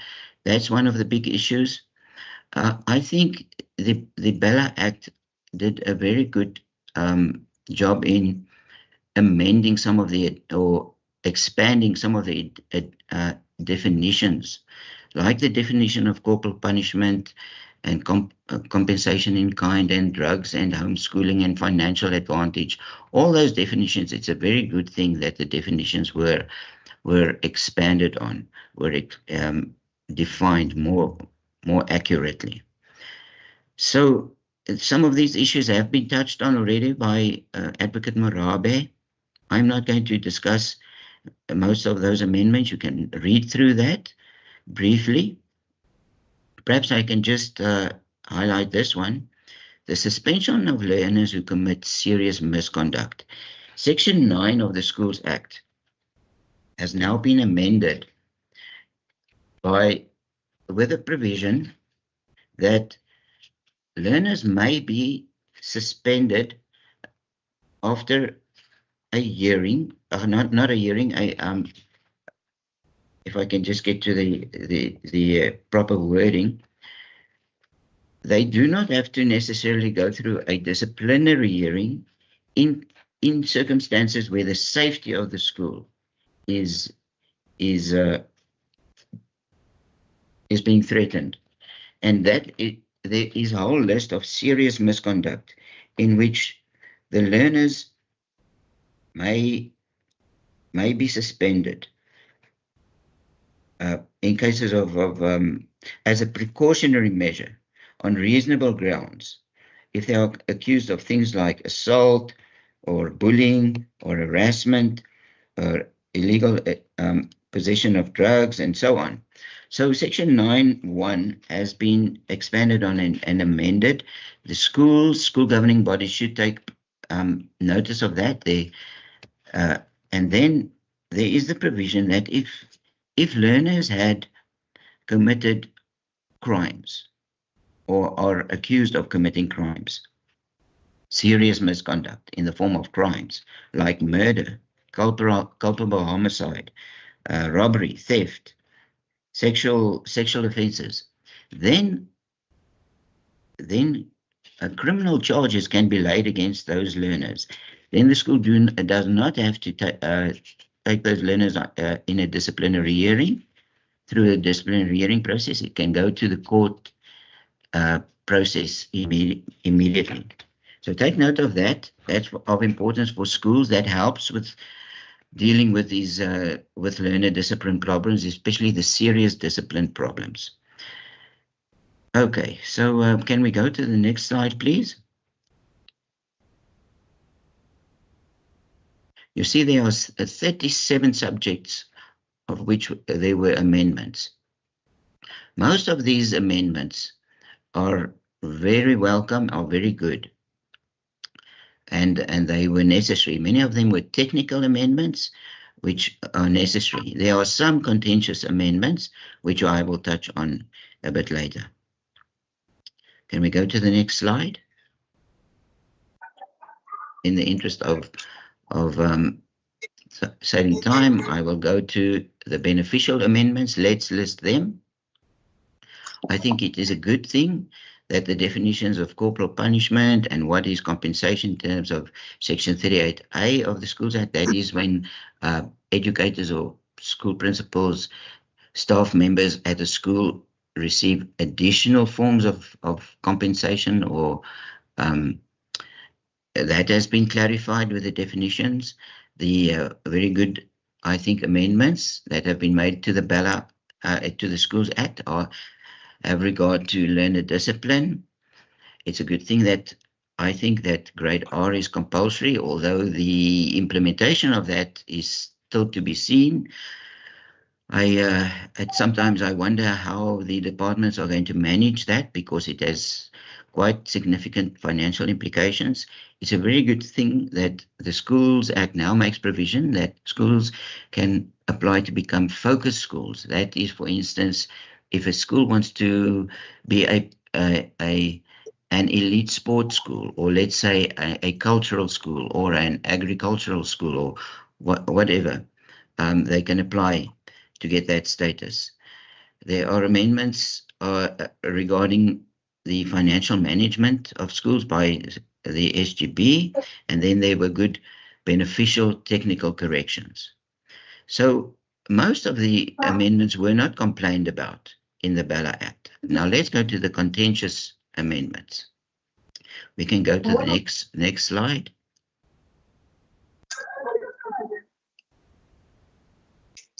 Okay, briefly. So the language policy that is now to be finally approved by the head of department, and the admission policy, which of a school, which must now be approved by the head of department, were, I would say, the main contentious provisions of the BELA Act. Then some homeschoolers were not happy with many of the provisions of homeschooling. Learners that are must apply and they must register to be homeschooled, and there are provisions like that the homeschoolers must be assessed by a qualified assessor, so the parents can't assess their own children anymore, and the education that they receive must be of a comparative standard. As I understand, homeschoolers were not happy with many of these provisions because it takes away much of the autonomy of homeschoolers. And yes, I can understand there is a balance that needs to be struck, and parents are not always the only decision makers of their children. You know, the High Court is the upper guardian of children. Sometimes parents, the decisions parents make of their learners can be questioned, and you can apply to court, and then the courts can make final decisions on what is in the best interest of the child. So that was a contentious matter, but it has been the Schools Act has been amended now, so we will see where that is going. Then the removal of HGB functions in some terms of Section 22. It is still contentious, the manner in which Section 22 is now described in the Schools Act. It still allows for the urgent one-sided removal of HGB members, and in urgent matters, and that can lead to draconian action, unfair action, unjustified action by education departments or departmental officials. So in this regard, I would plead and caution departmental officials not to take matters into their own hand, but to be reasonable and to be accommodatory and to communicate with school governing bodies and to be open for persuasion before there is the drastic step of removing school governing body members. Then also in conjunction with Section 22, there's also the dissolution of governing bodies, which is still there, and it is open for discussion whether those are good provisions. I think they can be improved by removing the draconian effects of those two sections. Okay, I'm not going to talk about other examples from other countries. I think it's beyond the scope of this dialogue. Can we go to the next? Now I want to just mention a few implications for public schools. I think public schools, if they haven't done so, the school governing bodies should review their code of conduct for learners. That's usually the disciplinary code. They must take note of when there is need for a disciplinary hearing, what happens when they lay criminal charges against learners. They must take note of the provisions of dealing with sexual misconduct by learners and the new provisions about bullying and harassment. That is regarded as serious misconduct, and they should update and amend their codes of conduct. The next thing that schools should do is they should make sure, and this is probably the duty of the school principal and perhaps the Department of Education, they must orient educators and inform them and train them with regard to the amendments to the Schools Act and to the Employment of Educators Act. They must make sure that school personnel, educational personnel understand about Section 38A and possible compensation that educators receive over and above their salary, and what are the measures and how that is managed now in terms of the Schools Act. And I think educators must also be trained and educated about the learner discipline measures, how to deal with serious misconduct, and which misconduct is not serious. I think in some schools there might be a lack of training in that regard. Not all educators are always well informed with regard to dealing with, let's call it, common misconduct. That there's no need for a disciplinary hearing for that. Educators should be able to deal with that in the classroom. But then there's what we would call category 2 or medium serious misconduct. No need for a disciplinary hearing, but that can be dealt with in the school. But also no need for suspension and expulsion in such cases. So there's always training needed with regard to discipline in schools, learner discipline. Training of SGBs, that's for the duty of the SGB or the governance institutions and societies and organizations. The financial committees must be well trained and informed of the BELA amendments. And the parents, the schools, the governing bodies must take note of the importance of parent meetings and of the annual budget. That has always been so, but there are some amendments in this regard. Now, I was wondering whether there was not a question there, but we'll get questions after this presentation, I understand. Okay, language policy must be reviewed every 3 years. Those are the implications for public schools that I'm touching on now. If we can go to some of the implications for the department, I am not going to elaborate on this. I think the departments know very well. Yes, there are financial and budgeting implications to implement many of the things of the amendments of the BELA Act, especially with regard to grade R. There is training of staff and educators. There are very important implications of proper communication with SGBs. Now, in this regard, I do want to touch on this and elaborate a bit. I know of communications and discussions of some provincial departments of education where they've decided that they are only going to communicate with school principals and and the educator staff that are employed by the departments. Such an approach, I think, would be disastrous. Departments of education must remember the state is in a partnership with parents and with schools. That is stated so in the preamble of the Schools Act.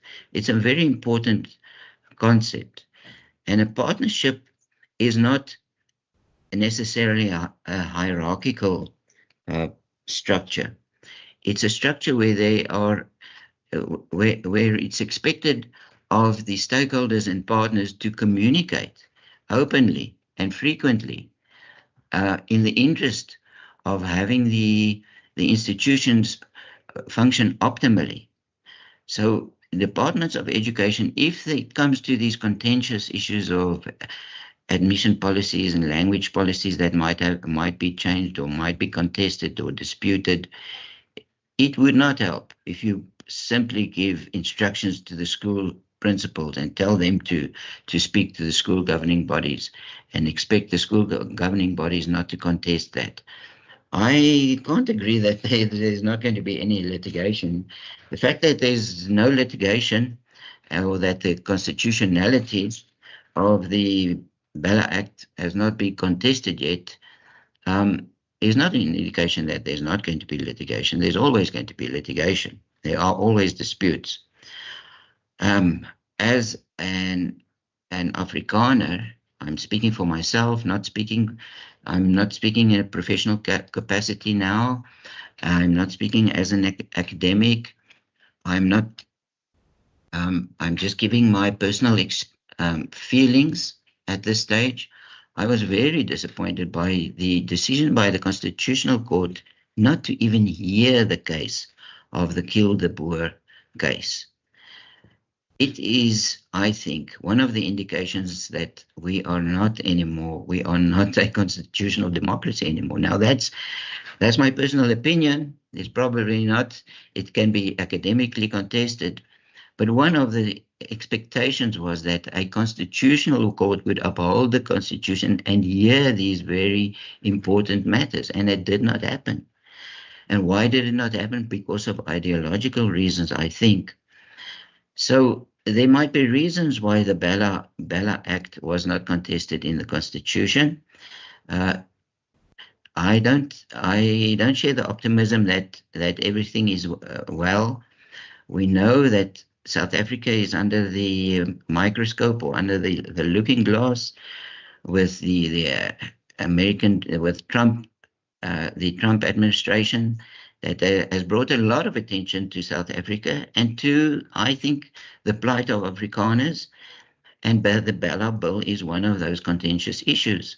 So in this regard, I would plead with the departments of education to be very reasonable, very accommodatory, very mindful, because it can certainly lead to litigation, but it can the international community will take even more notice with regard to unjust treatment of schools. So there's an important imperative to cooperate and to properly communicate with schools and school governing bodies. And then the language policies and admissions. I just want to mention this. There have been very good guidelines given by the National Department on how to the guidelines for the purposes of implementing certain provisions of the BELA Act. But I think there are some factors that have not been listed. When considering factors regarding the admission policies and language policies, some of the factors that have not been listed, not in the Schools Act and not in the guidelines, are things like the administrative burden on schools, the financial burden on schools, the educational burden on educators that would have to start teaching in English and Afrikaans, for instance, or in another language. there has not been given much guidance on mother tongue instruction. Can schools, public schools, can the SGBs decide to change the language policy of a let's say a school where English is the medium of instruction from intermediate phase or high school to a mother tongue instruction, let's say Sesotho. There's no guidelines with regard to that. No national guidelines. How is mother tongue instruction going to be advanced or supported? Nothing about that in the guidelines. Nothing about that in the Schools Act. That is a big pity. It was an opportunity. What about the best interest of learners? In this regard, I want to refer to the Vogtwell High School case, which never made it to court. The Gauteng Education Department compelled the school, forced the school to become parallel medium, take in learners that wanted English language instruction, and there were learners that received Afrikaans language instruction. Eventually, after 5 years, there were many Afrikaans learners. It was an Afrikaans school. Many Afrikaans learners that were not accommodated in the school anymore. They could not be accommodated. They had to travel almost 50 kilometers to the closest Afrikaans school. And that was not in the best interest of those learners. Eventually, the Gauteng Education Department decided to build an additional high school in Vogtwell, an English high school. And that alleviated the problem. So the best interest of the learners cuts both ways. Learners can be disadvantaged through departmental action as well. The effect and the broadness of the variety of the curriculum can be affected by changes in admission and school policies, especially if we are talking about focus schools. And then there can be a very unfair financial burden on schools. There is one misconception which I quickly want to touch on. Not many people think in South Africa that all Afrikaans schools and Afrikaners are very rich. And that's not the case. The majority of Afrikaners are middle class, lower middle class, and working class people, and we struggle. I served on governing bodies when my children were still at school. It was a big burden, big struggle to raise funds. And we worked hard as parents. And then many times parents did not pay their school fees, which made a very big burden. And that led to the deterioration of schools. So those are factors which were not listed in the guidelines when considering the language and admission policies, which I do think the departments should take note of as well. Parents should take note of that. It is very expensive to keep schools at a high functioning standard, and parents work very hard in that regard. So departments should take hands and work in partnership with schools. That is my plea. And with that, I conclude. Thank you very much for listening and for the opportunity. No, thank you very much, Prof. We appreciate also the presentation and the inputs. And I think the participants have made notes. And for all our presenters, thank you very much. Thank you very much for the preparation and the sharing of information. Ladies and gentlemen, I now want us to move with speed to the next item, where we are going to invite comments, inputs, questions for clarity. And I just wanted to give it 10 to 15 minutes. And immediately thereafter, I'll be handing over to Mr. James Ndlebe, who will lead the panel discussions. Mr. Ndlebe and Mr. Mutolo will be joining Dr. Chibaya, Advocate Mirabe, and Prof. Smith as the panel members. But that session will be led by Mr. Ndlebe. But for now, we want to allow you for the next 10 minutes questions, inputs, so that we are able also to give the panelists an opportunity to respond. I will see by show of hands. The colleagues around me will help me just to note the hands. I've already seen the first hand of Mr. Mutsiri. The hand of Mr. Mutsiri. I have seen the hand of Hanley Duplessis. I'm sorry for that. Hanley Duplessis. I have noted also the hand of Pato Primary School. For now, those are the three hands. I don't know if we still have what. Which one also? It's Mutsiri, Hanley Duplessis, Pato Primary, and there's also a hand of Mr. Fesser. And then there's also the hand of Daniel Sitebe. Is it Sitebe? The hand of Daniel Sitebe, number 6. I see the hand of teammate. I don't know who's teammate. Itumeleng Bekir. Is it? And then S.I. Chabalala. Huh? S.A. Chabalala. Okay, S.A. Chabalala. Yeah, those are the hands that we are having for now. Those are the hands that we are having. I'm going to request the panel members to note Mr. James Ndlebe, our Chief Director for Planning and Monitoring for DBE, who is actually the champion of the BELA Act from DBE. Ntate Mtholo, the champion of the BELA Act in the Free State Department of Education. And our invited guests, the three speakers, also will take notes. And immediately thereafter, I will be giving over to Mr. Ndlebe. I'll start with the first hand. I will start with the first hand. And the first hand will be that of Mr. Mutsiri. Please just be brief so that we allow the panelists an opportunity to come back and respond. Mr. Mutsiri, you are the first one. Thank you, Chief. I'll try to be brief, and let me appreciate the wonderful presentations by the two presenters.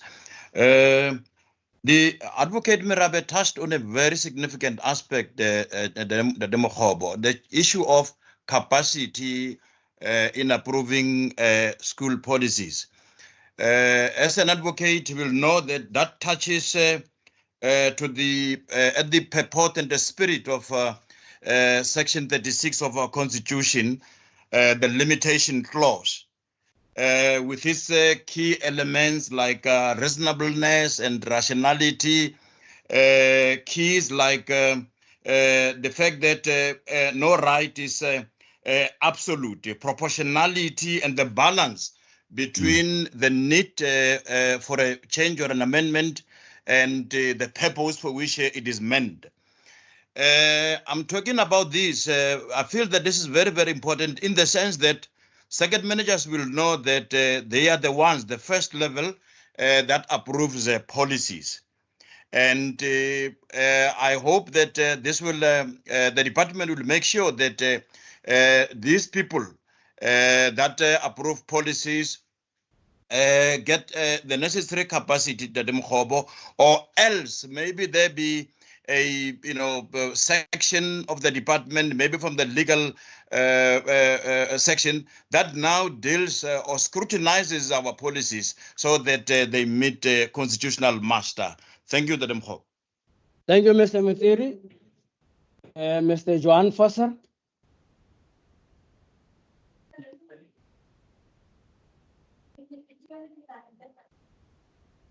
Mr. Joan Fosser.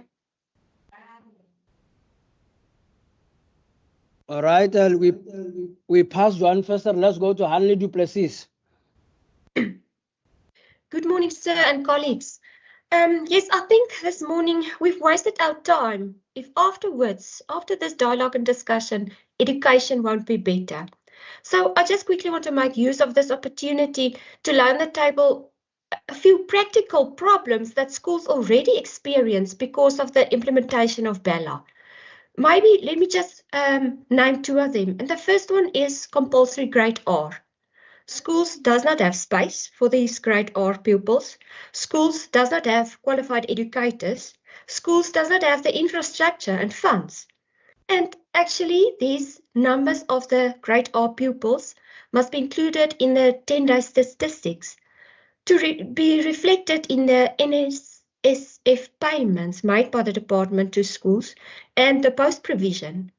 So the schools are waiting and the department must deliver, they must provide. So maybe somebody from the department on the panel can just answer to that. How is it going to be provided to schools? And I think the second one is the Section 43 financial documents which have to be given every 3 months, every quarter. There's no guidelines. What information must be given by schools? This is really an administrative burden on schools and nobody knows what must be given to whom. Thank you, sir. Thank you very much, Hanley. Back to Mr. Fesser. Are you still on, Mr. Fesser? Okay. Let me go to Mr. Tabang. Tabang.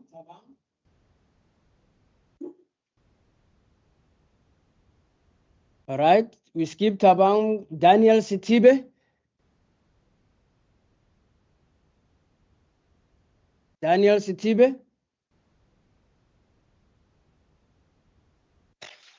Thank you very much, Chairperson, and greet everybody in the house. I have a question and further clarification, if I may put it that way. Regarding the potential consequences outlined in clause 2 of the legislation, my question is specifically going to Mr. Ntlebe, because in one of his platforms, when he was addressing, he expressed concern about somebody was expressing concern about the possibility of a single parent who was known to watch their children facing imprisonment if parents are being found guilty for not sending their children to school. So I want to understand what will be the maximum penalties for this, and how are they going to be established? Because from what I know, there are no existing legal framework or court precedent to enforce matters such as those ones of children. Thank you. Thank you very much, Mr. Daniel Stibe. S.A. Chabalala.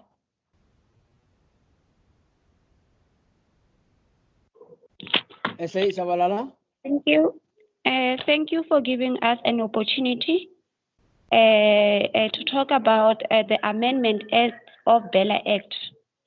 Currently, there's no safety in schools. And then in the BELA Act, we found out that every school must have safety procedures and measures that are workable. But that is not happening in our public school. But in private school, learners there are feeling safe, and then they are whatever they need to learn. In our public school, there is no safety at all between learners as well as teachers. So I would like to know, when will this act will be implemented? Because we have organizations within the schools that are ready and willing to implement the BELA Act as stated. But the problem with us is that the department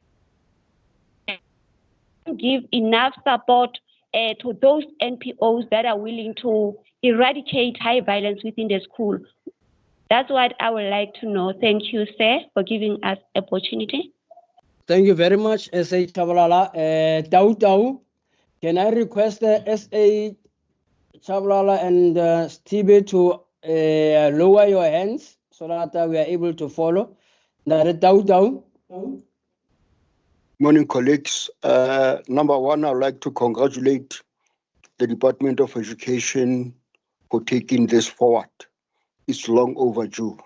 But what I want to raise to the colleagues is that we cannot move away from the situation that we've realized that some schools, they're still maintaining a privilege, the former privileged language. You'll find that the schools, they've got 98% of the people that doesn't speak specifically Afrikaans. But you still get to that particular school, you'll find that 5 classes of a certain entry level of that particular school, being probably grade 1 or being grade 8, you'll find that they force this particular language to the learners, and they'll say that in that particular school, there's only space in the Afrikaans class, and then English classes are full. But you look at the learners in that particular school, majority of them, they're not African speaking from the home. So we're still imposing the language, that particular language, after so many years in the democracy. I thank you, Chair. Thanks, Mr. Tauta. Mr. Johan Foster, we are back to you, if you are still there. Johan Foster?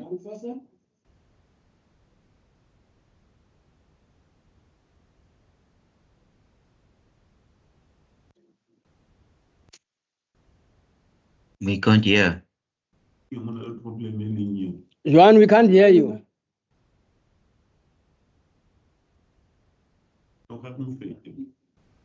Johan, can you type so that we can just type it there? Send it to the chat box because we can't hear you. Apparently, there's a problem. Thank you very much. We do not have hands anymore, but we'll look into the chat box for Johan Fesser for your input. I don't see hands again. Well, I see on the chat box I have got from Nkosi. Nkosi says there, I would need more clarity regarding the admission of undocumented learners. Mr. Ndlebe, they are noting that. Ladies and gentlemen, in the interest of time, because I don't see any hands, I want to give over now to Mr. Ndlebe to lead the panel in responding to the questions.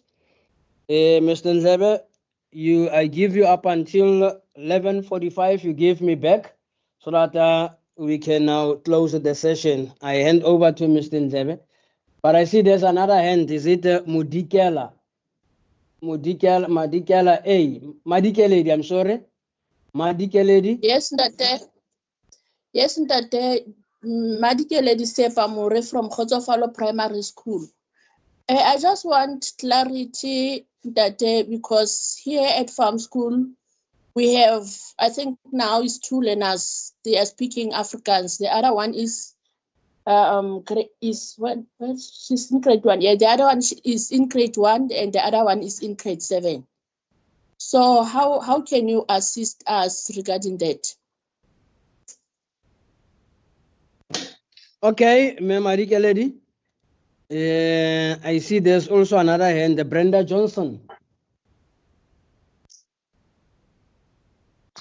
Thank you. Although I'm late, thank you, Brenda Johnson from the deep south, Ennerdale. Can you hear me? Deep south where? Deep south of Johannesburg, Ennerdale, yeah, and surrounding. Oh, okay. It's fine. Okay, I just want to bring something across to each and everyone that's here on board, and thank you for opening this space now, because we know we have to now go to schools, the community, to speak out on the BELA bill. But there's one concern that we are facing, and that is the safety, because we started with our quality learning and teaching, and we are launching it on Circuit 2. But now we need really support from safety, the safety side by the Department of Education. Our schools is really, most of our schools, although Oakdale came out with 100% pass rate. I just want to emphasize the school is really not up to standard for our children, and they are trying their utmost best. Then we also got another issue of the traveling for the poor children. They have to wake up so early from various areas to come and have their education. That one, we can't take it away, but the school is overcrowded, and we are facing difficulties with bullying, and some of the parents that comes from far, that's outside our surroundings, that do not attend the meetings. If the Department of Education can come in to have an oversight. And Okay, also, Bella, Brenda, okay, thank you very much.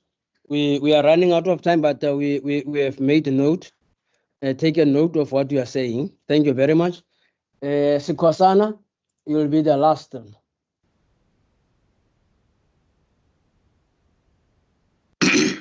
All right, thank you very much, Dr.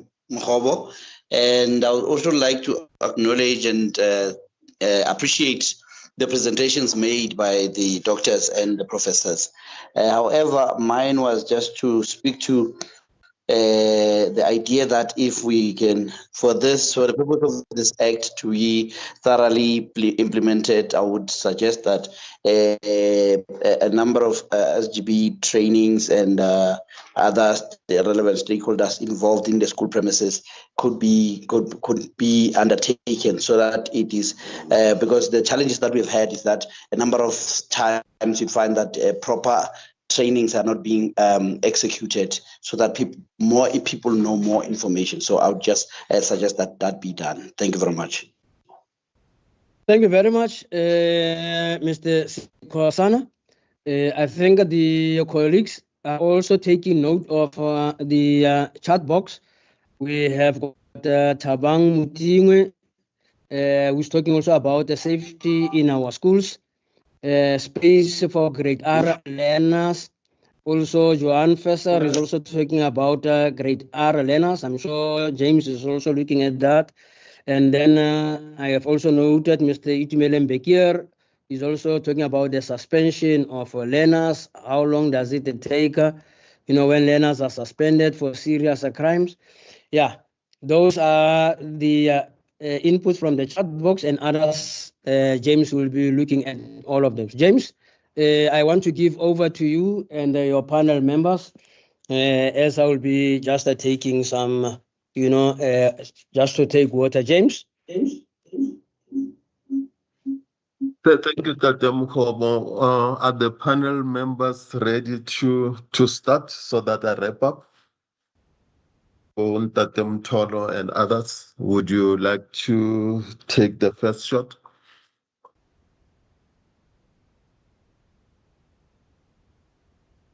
No, thank you very much, Mr. Ndlebe, and greetings to the MEC and our facilitators and the house at large. Maybe I should take the very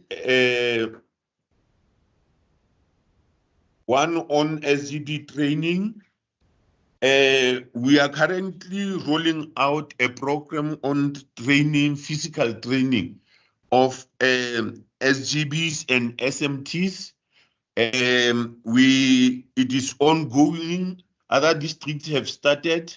The expectation is that we'll be concluding this training by the end of May. But this is not going now to be a once-off training.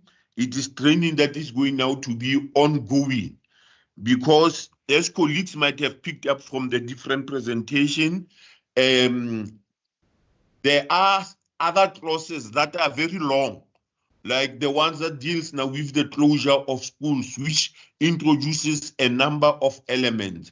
which would need a workshop on its own. So there's going now to be a number of workshops.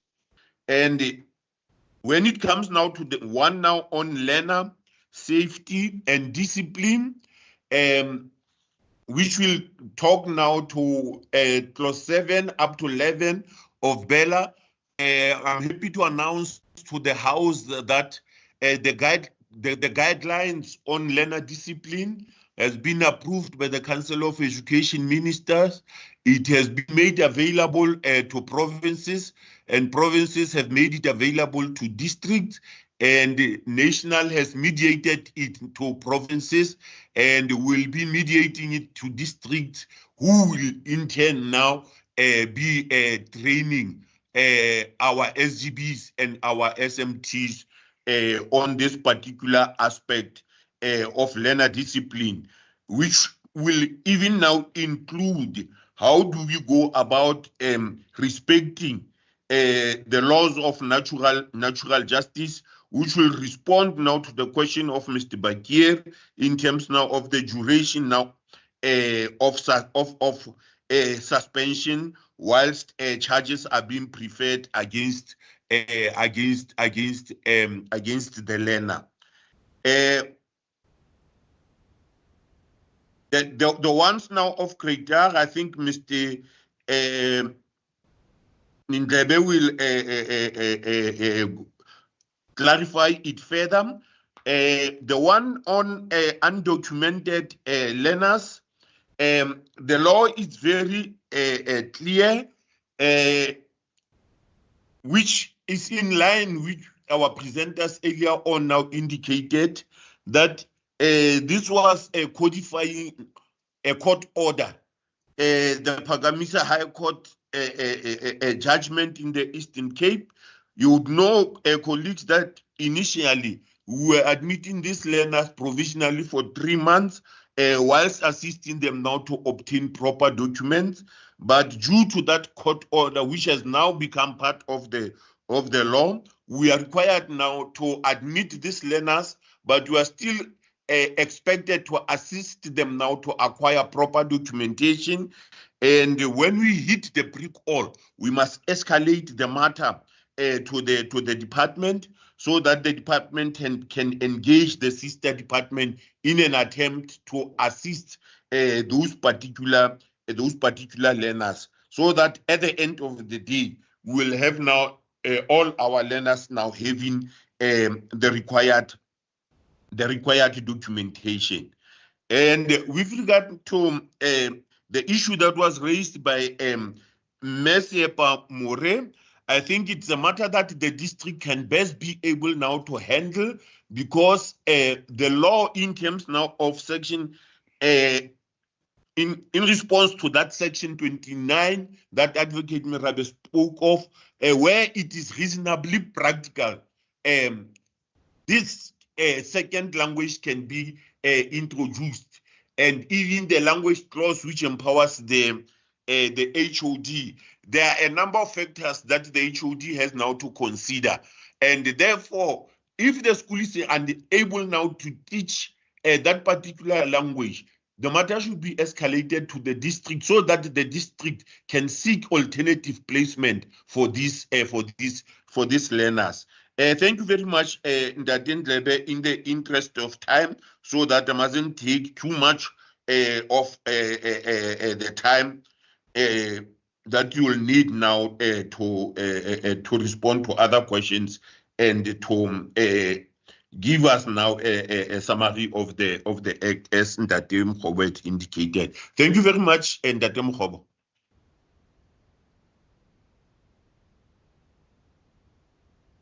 Thanks, Datem Tolo and our program director. Greetings to the MEC, and congratulations for having put up a very great program this morning. And greeting to the senior management of the Department of Education in the Free State, SGBs, unions, and principals, and all the stakeholders. Let me just get into it. I would like to reserve my comments to the presentations by our specialists for the last section so that I don't spoil the last section by commenting now.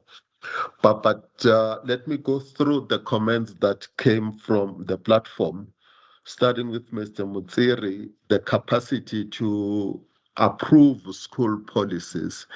Yes, you are right. We may not have the necessary capacity to approve policies that come from schools, but it is a generalization that I want to believe that there are few people in the province, in the districts, that may be able to deal with these issues. There is legal services, which has lawyers in there. I believe the HOD as well is an advocate in the Free State. So the capacity might be limited, but there are people that can deal with this. It is for this reason that Mr. Mutsiri, when the BELA was still a bill and discussed in Parliament, it used to have statements like, schools must, within 3 months of the signing of this bill, submit their admission and language policies to the department, and the department has 1 month to respond, failure which that policy will then be regarded as having been approved. So we fought to remove those statements because of the issues that you're raising, that some policies would have sneaked in through the back door and get approval through that process. And we're still fighting that we don't need to be putting timelines around which schools must deal with these policies and submit them. We then say circuit managers and all those who deal with schools on a day-to-day basis must engage with schools on a continuous basis to ensure that the policy complies with all the laws and the regulations that applies to it. We are afraid that if you just rush to pass a policy, you may find that there are other aspects in the policy that are discriminatory or irrelevant or not complying with the rest of the act. And by then you would have signed it.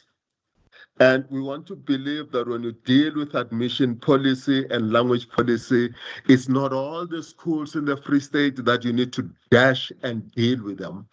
There's a school somewhere, which is a rural school, which has just one language, and there are no other speakers in that area except the Sesotho speakers. So you may not rush to go and deal with the language policy of that school. But there are schools where you find multiples of languages like Xhosa, Sesotho, English, and Afrikaans. So these are the schools that you may want to prioritize, to request them to have a look at their policies, and you work with them and you try to ensure that these policies then comply. And it is these schools then that you try and put the best available resources to really have a look in these policies. And are also not in favor of a policy that will be passed and therefore you can't go back and recheck if there are challenges that are coming in there. So the capacity may be there, but let's use it accordingly and appropriately throughout the nation. There are issues of grade R that keep coming up. And all that we see with grade R is the opposition based on available funding and resources, and it negates the aim that the policy or the act is bringing into the system. It's a chicken and an egg question. Do you want to have all schools with all grade R classrooms, with all qualified teachers, and with all the resources in a school? Then you come up with a law. Which one comes first? Or do you want to come up with a law that makes grade R possible, and thereafter all these things follow because you have a law? So that's the question that we're dealing with. And from our side, we were saying our children are starting school very early, very late. By the time they're 6, is very late. Chinese will start their schooling system at the age of 3. And we're saying, let's start at 5 and make a start, then put a law. So grade R never benefited from school nutrition, never benefited from LTSM, never benefited from scholar transport, never benefited from post-establishments. And the reason is that there was no law to support those. There was no law that says grade R must be given teachers. Now, you needed to start with a law. And the law says, yes, provide teachers, provide infrastructure, provide nutrition, provide that. So that's what the Act is all about. So we shouldn't be saying there's something wrong with the BELA Act or the amendment of the South African Schools Act. We needed that law in order to get that. Remember, the law was passed on the 24th of December. Provinces do post-establishments run about September. That's when you get the post-basket, around September. So that was done and that was closed. And that time, even the admission processes were closed. So there was no way at that time in December that you start funding teachers, you start funding everything, because at that time there was no law. Now that there's a law, let's see what happens in September when the minister now issues new post baskets, because now we'll be having these grade R's and we know the number of learners in there, and then you get your post baskets in there. So like I said, it's a matter of a chicken and egg. We needed the law so that the law can then release these resources. The budget hasn't been passed. You know what's happening with the GNU. And these budgets have not reached the provinces yet for this financial year. But let's see when the budgets are released, what the balancing act will the MEC play around the provision of education in the province with the powers of the premier and the financial department of the province. Now, when you deal with the funding of grade R, it shouldn't be like we have no grade R in the province. Where I'm sitting, schools have grade R. Schools have been given material in grade R. And the figure that we put is that schools, the province has been funding grade R at 70%. So most of the schools have grade R and they have these systems. The only thing is that their teachers were not on PESAL and paid by that, but there was a stipend that is given to those teachers. So we're not starting from zero here. And we're not saying grade R at all cost, that if you don't have classes in your school and your school is full and therefore you must still have grade R. We never said that. And at the same time, we never said grade R must always be at a school. We're saying we're putting a law to allow for the introduction of grade R as a compulsory grade, wherever it is. Whether it is whether it is in a garage somewhere, whether it's in a community center, we're putting a law that says these children must have a curriculum that they follow, and this curriculum must be implemented, that these children must not go to those centers to sing and eat and sleep. They must follow a curriculum wherever they are. So there's nothing that says it must be in a public school. We're just making grade R compulsory for that matter. And we'll fund where necessary.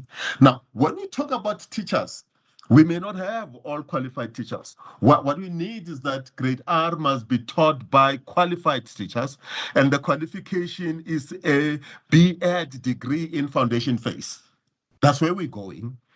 But we can't have that at the same time. But if you are a teacher and you are here, you will know the history of teaching, that it started with teachers with JC. It then moved to teachers with grade 12.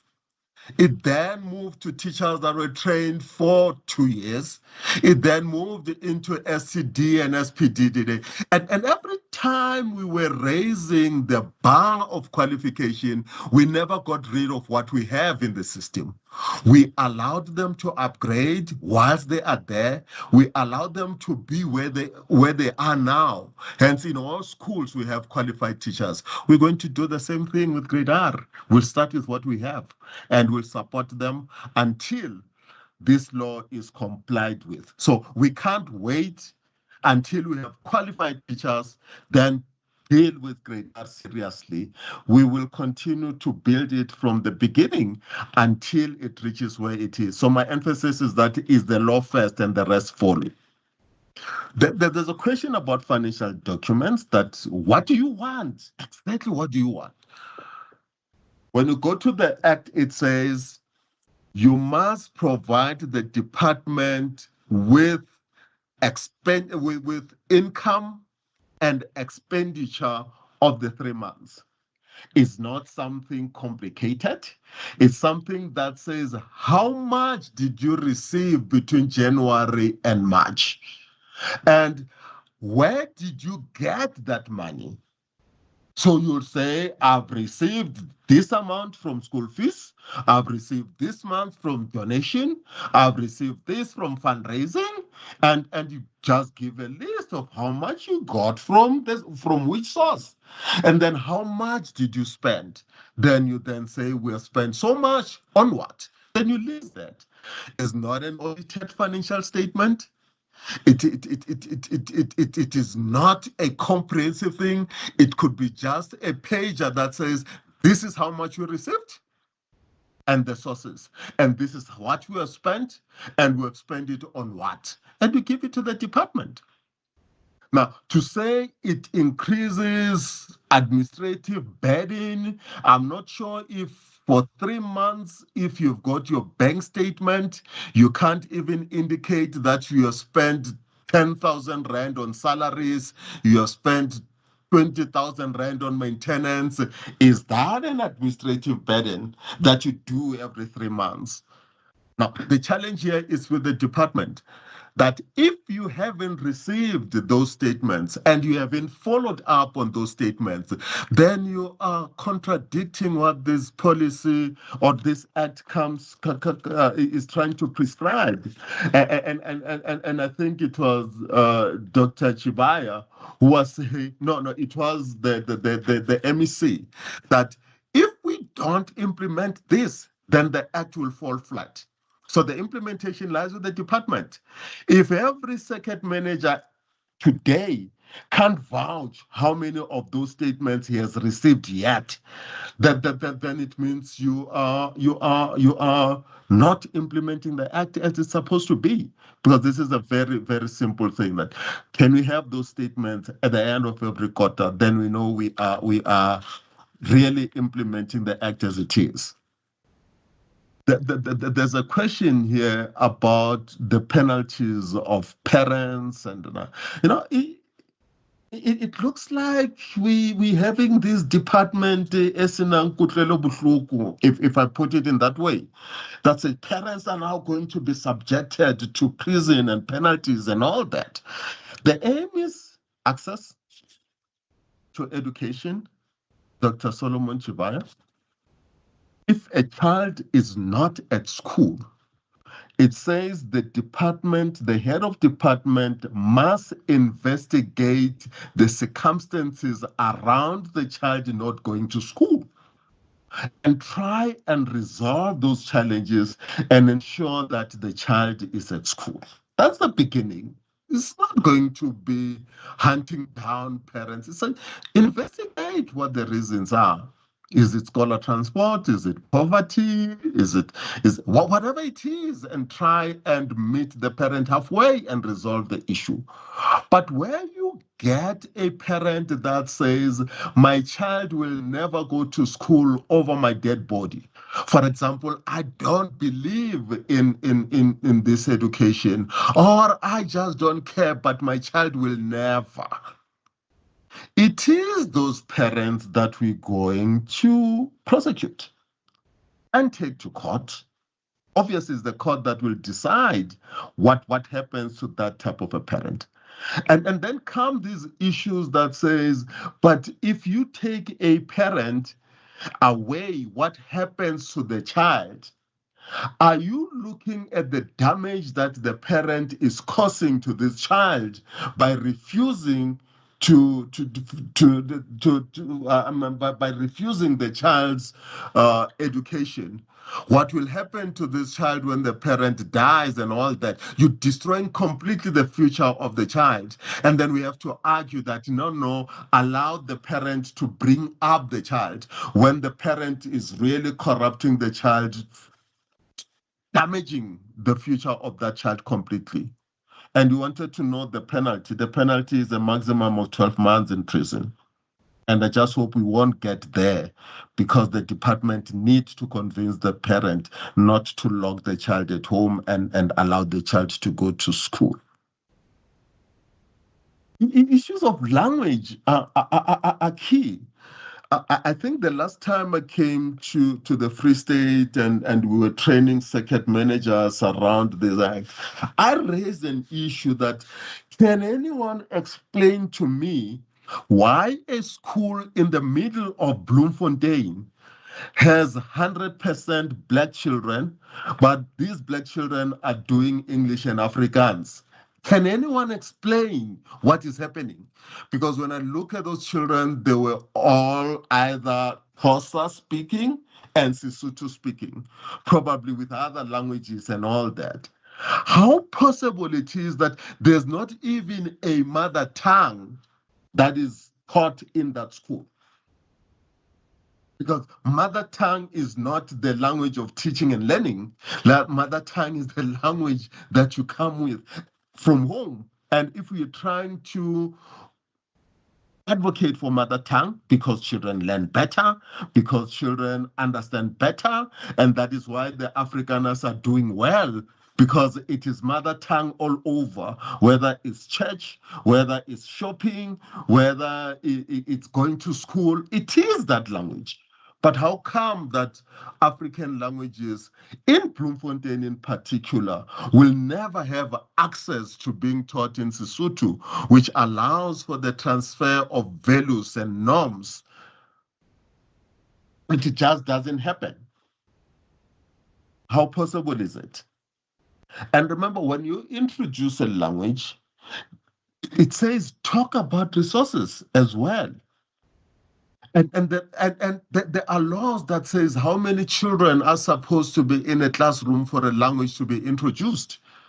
And it's not introducing a language at all cost.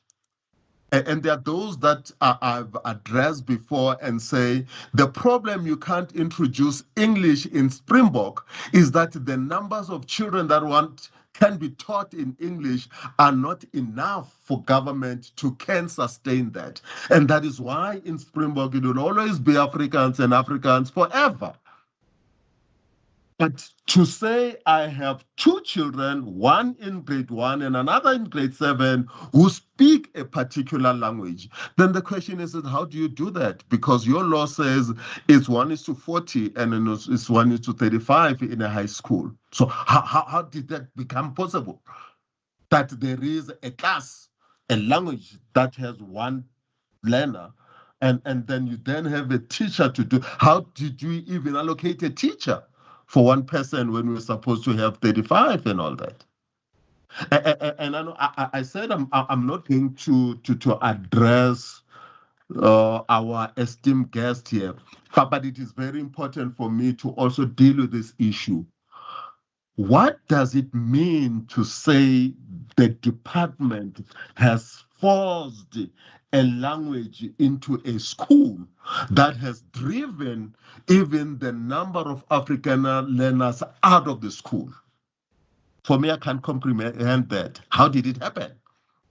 Because How it happens is that if it's an African school, the language policy is Afrikaans, and if it has sufficient numbers, it will continue to be Afrikaans, and the language policy will always prioritize African learners because it is an African school, and it will have Afrikaans as a priority, that you fill the school with Afrikaners only. In case where there are other spaces that are not filled, then you can bring other groups in there. Not that these other groups will then take a priority that then an African child is not admitted in a school which is an African school. That is my understanding. And the introduction of a language, when it says the school was compelled, I don't understand, because this act says there are steps that the HOD must follow. Serious steps, including engaging the community, including advertisement in the newspaper, including these big meetings where these issues are discussed. And I don't see how the department can force this. And it is these things that are going to lead us into the court when you skip those steps, when you skip those identified and prescribed processes on how you deal with the introduction of language and even the thing. So the court cases are not going to be about the act, but they're going to be how officials have intervened and interfered with the processes of the law. And that's how you deal with language issues, and just follow the law. Brenda sneaked in from Gauteng and then brought Gauteng issues. It's fine. The school is not up to standard. My understanding is that when you say the school is not up to standard, you are not talking infrastructure. It's not suitable for infrastructure. And I'll say to you, the BELA Act deals with administrative and management issues. It doesn't deal with infrastructure, and therefore you'll never find infrastructure issues there. Hence, we don't talk toilets, pit latrines, maintenance, and they are not there. For that, please consult your norms and standard of infrastructure and deal with it. Then there's an issue that says children come from far. They travel from far. And where I'm sitting, born and bred in Gauteng, there are too many schools in Gauteng. How many schools did these children pass before they reach your school? Probably a lot. You know your geography much better. How did they pass these schools? What was the reason of passing these schools? And when you talk about admission, then that is the problem. Admission has to be dealing with issues of priority and all this. And then you then say the school is overcrowded. And I'll ask you, overcrowded by which children? Coming from who? Are these children coming from other places where they skipped their own schools in order to make this overcrowded? And when you say the school is overcrowded, the first question that comes to me is, was this school overcrowded deliberately, or the school was overcrowded because there was no other school and there was no other choice? So if I were to go to your place in Ennerdale and move around the areas like Orange Farm, which are the neighboring areas, am I not going to find empty schools there? If I do, then it means the school was deliberately overcrowded. And when children were being admitted in a school and it passes its full capacity, you continued to admit knowing it's overcrowded, unless it's the only school in the area. And there's no other way, then in that case, the school can be overcrowded. But if not, you should have drawn a line and say, now we are full. Children need to be taken to the next school. Unless all the schools in the area are overcrowded, then we overcrowd them equally. I think, let me see, the other challenge that we have seriously around admission is that there are schools that are allowed to be overcrowded and there are schools that are not touched, where children are still sitting comfortable around 28, 30, but another school has 50 children in the classroom, because we can't balance these numbers in a school that are doing the same subject, the same language, and the same thing. So some schools then become untouchable because we're not managing the process very, very well. The issues of training were covered well by Mr. Mtolo. And when you talk training, I'm always faced with this issue that says we don't have funding, there's no money. And I'm saying, what is the problem with a circuit manager sitting with his 25 principals and they go through a document and they have a common understanding that doesn't require money? But when we talk training, people are thinking of bringing people across the world, accommodating them, buying them a 3-course meal, and then they say we can't train because we don't have money. Mr. Mkhobo, a circuit manager can sit with his 20 principals and they go through every training that needs to happen, and you have covered the whole province without a problem.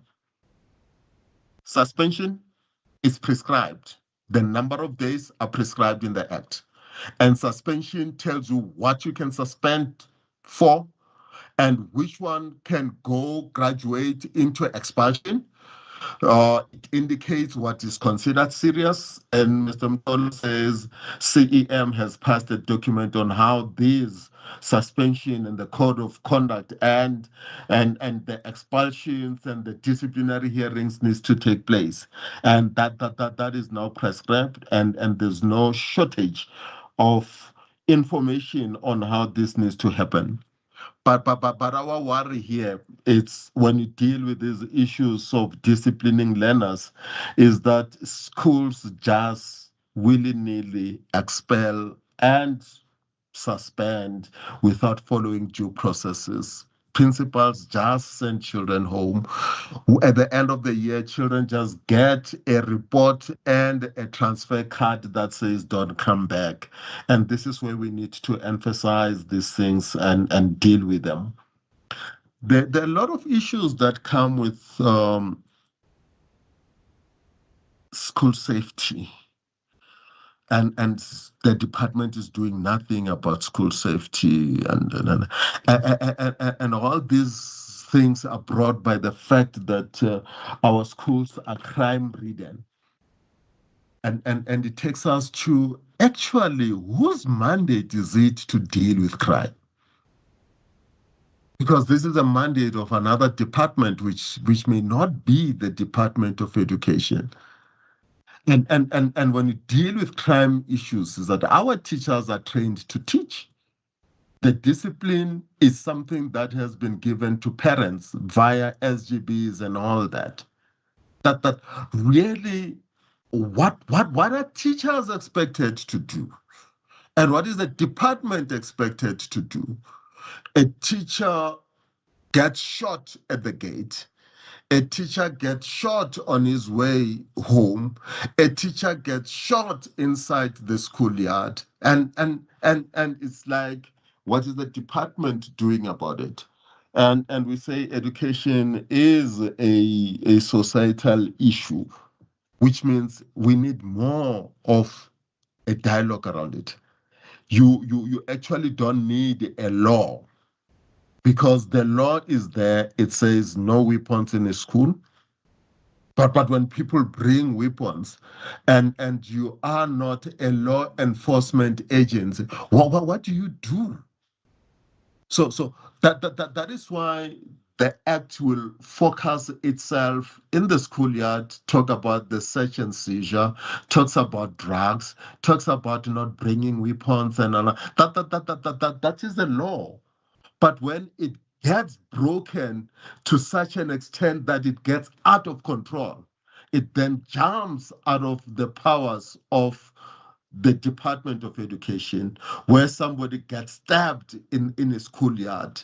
It graduates into another department, which is a law enforcement agency, and it jumps also into how the courts need to deal with it. But we need to find ways. And the simplest thing people are going to say, we need security in every school. And I think MEC will be saying, hey, our budgets are cut every day. How is that going to be possible to even do it?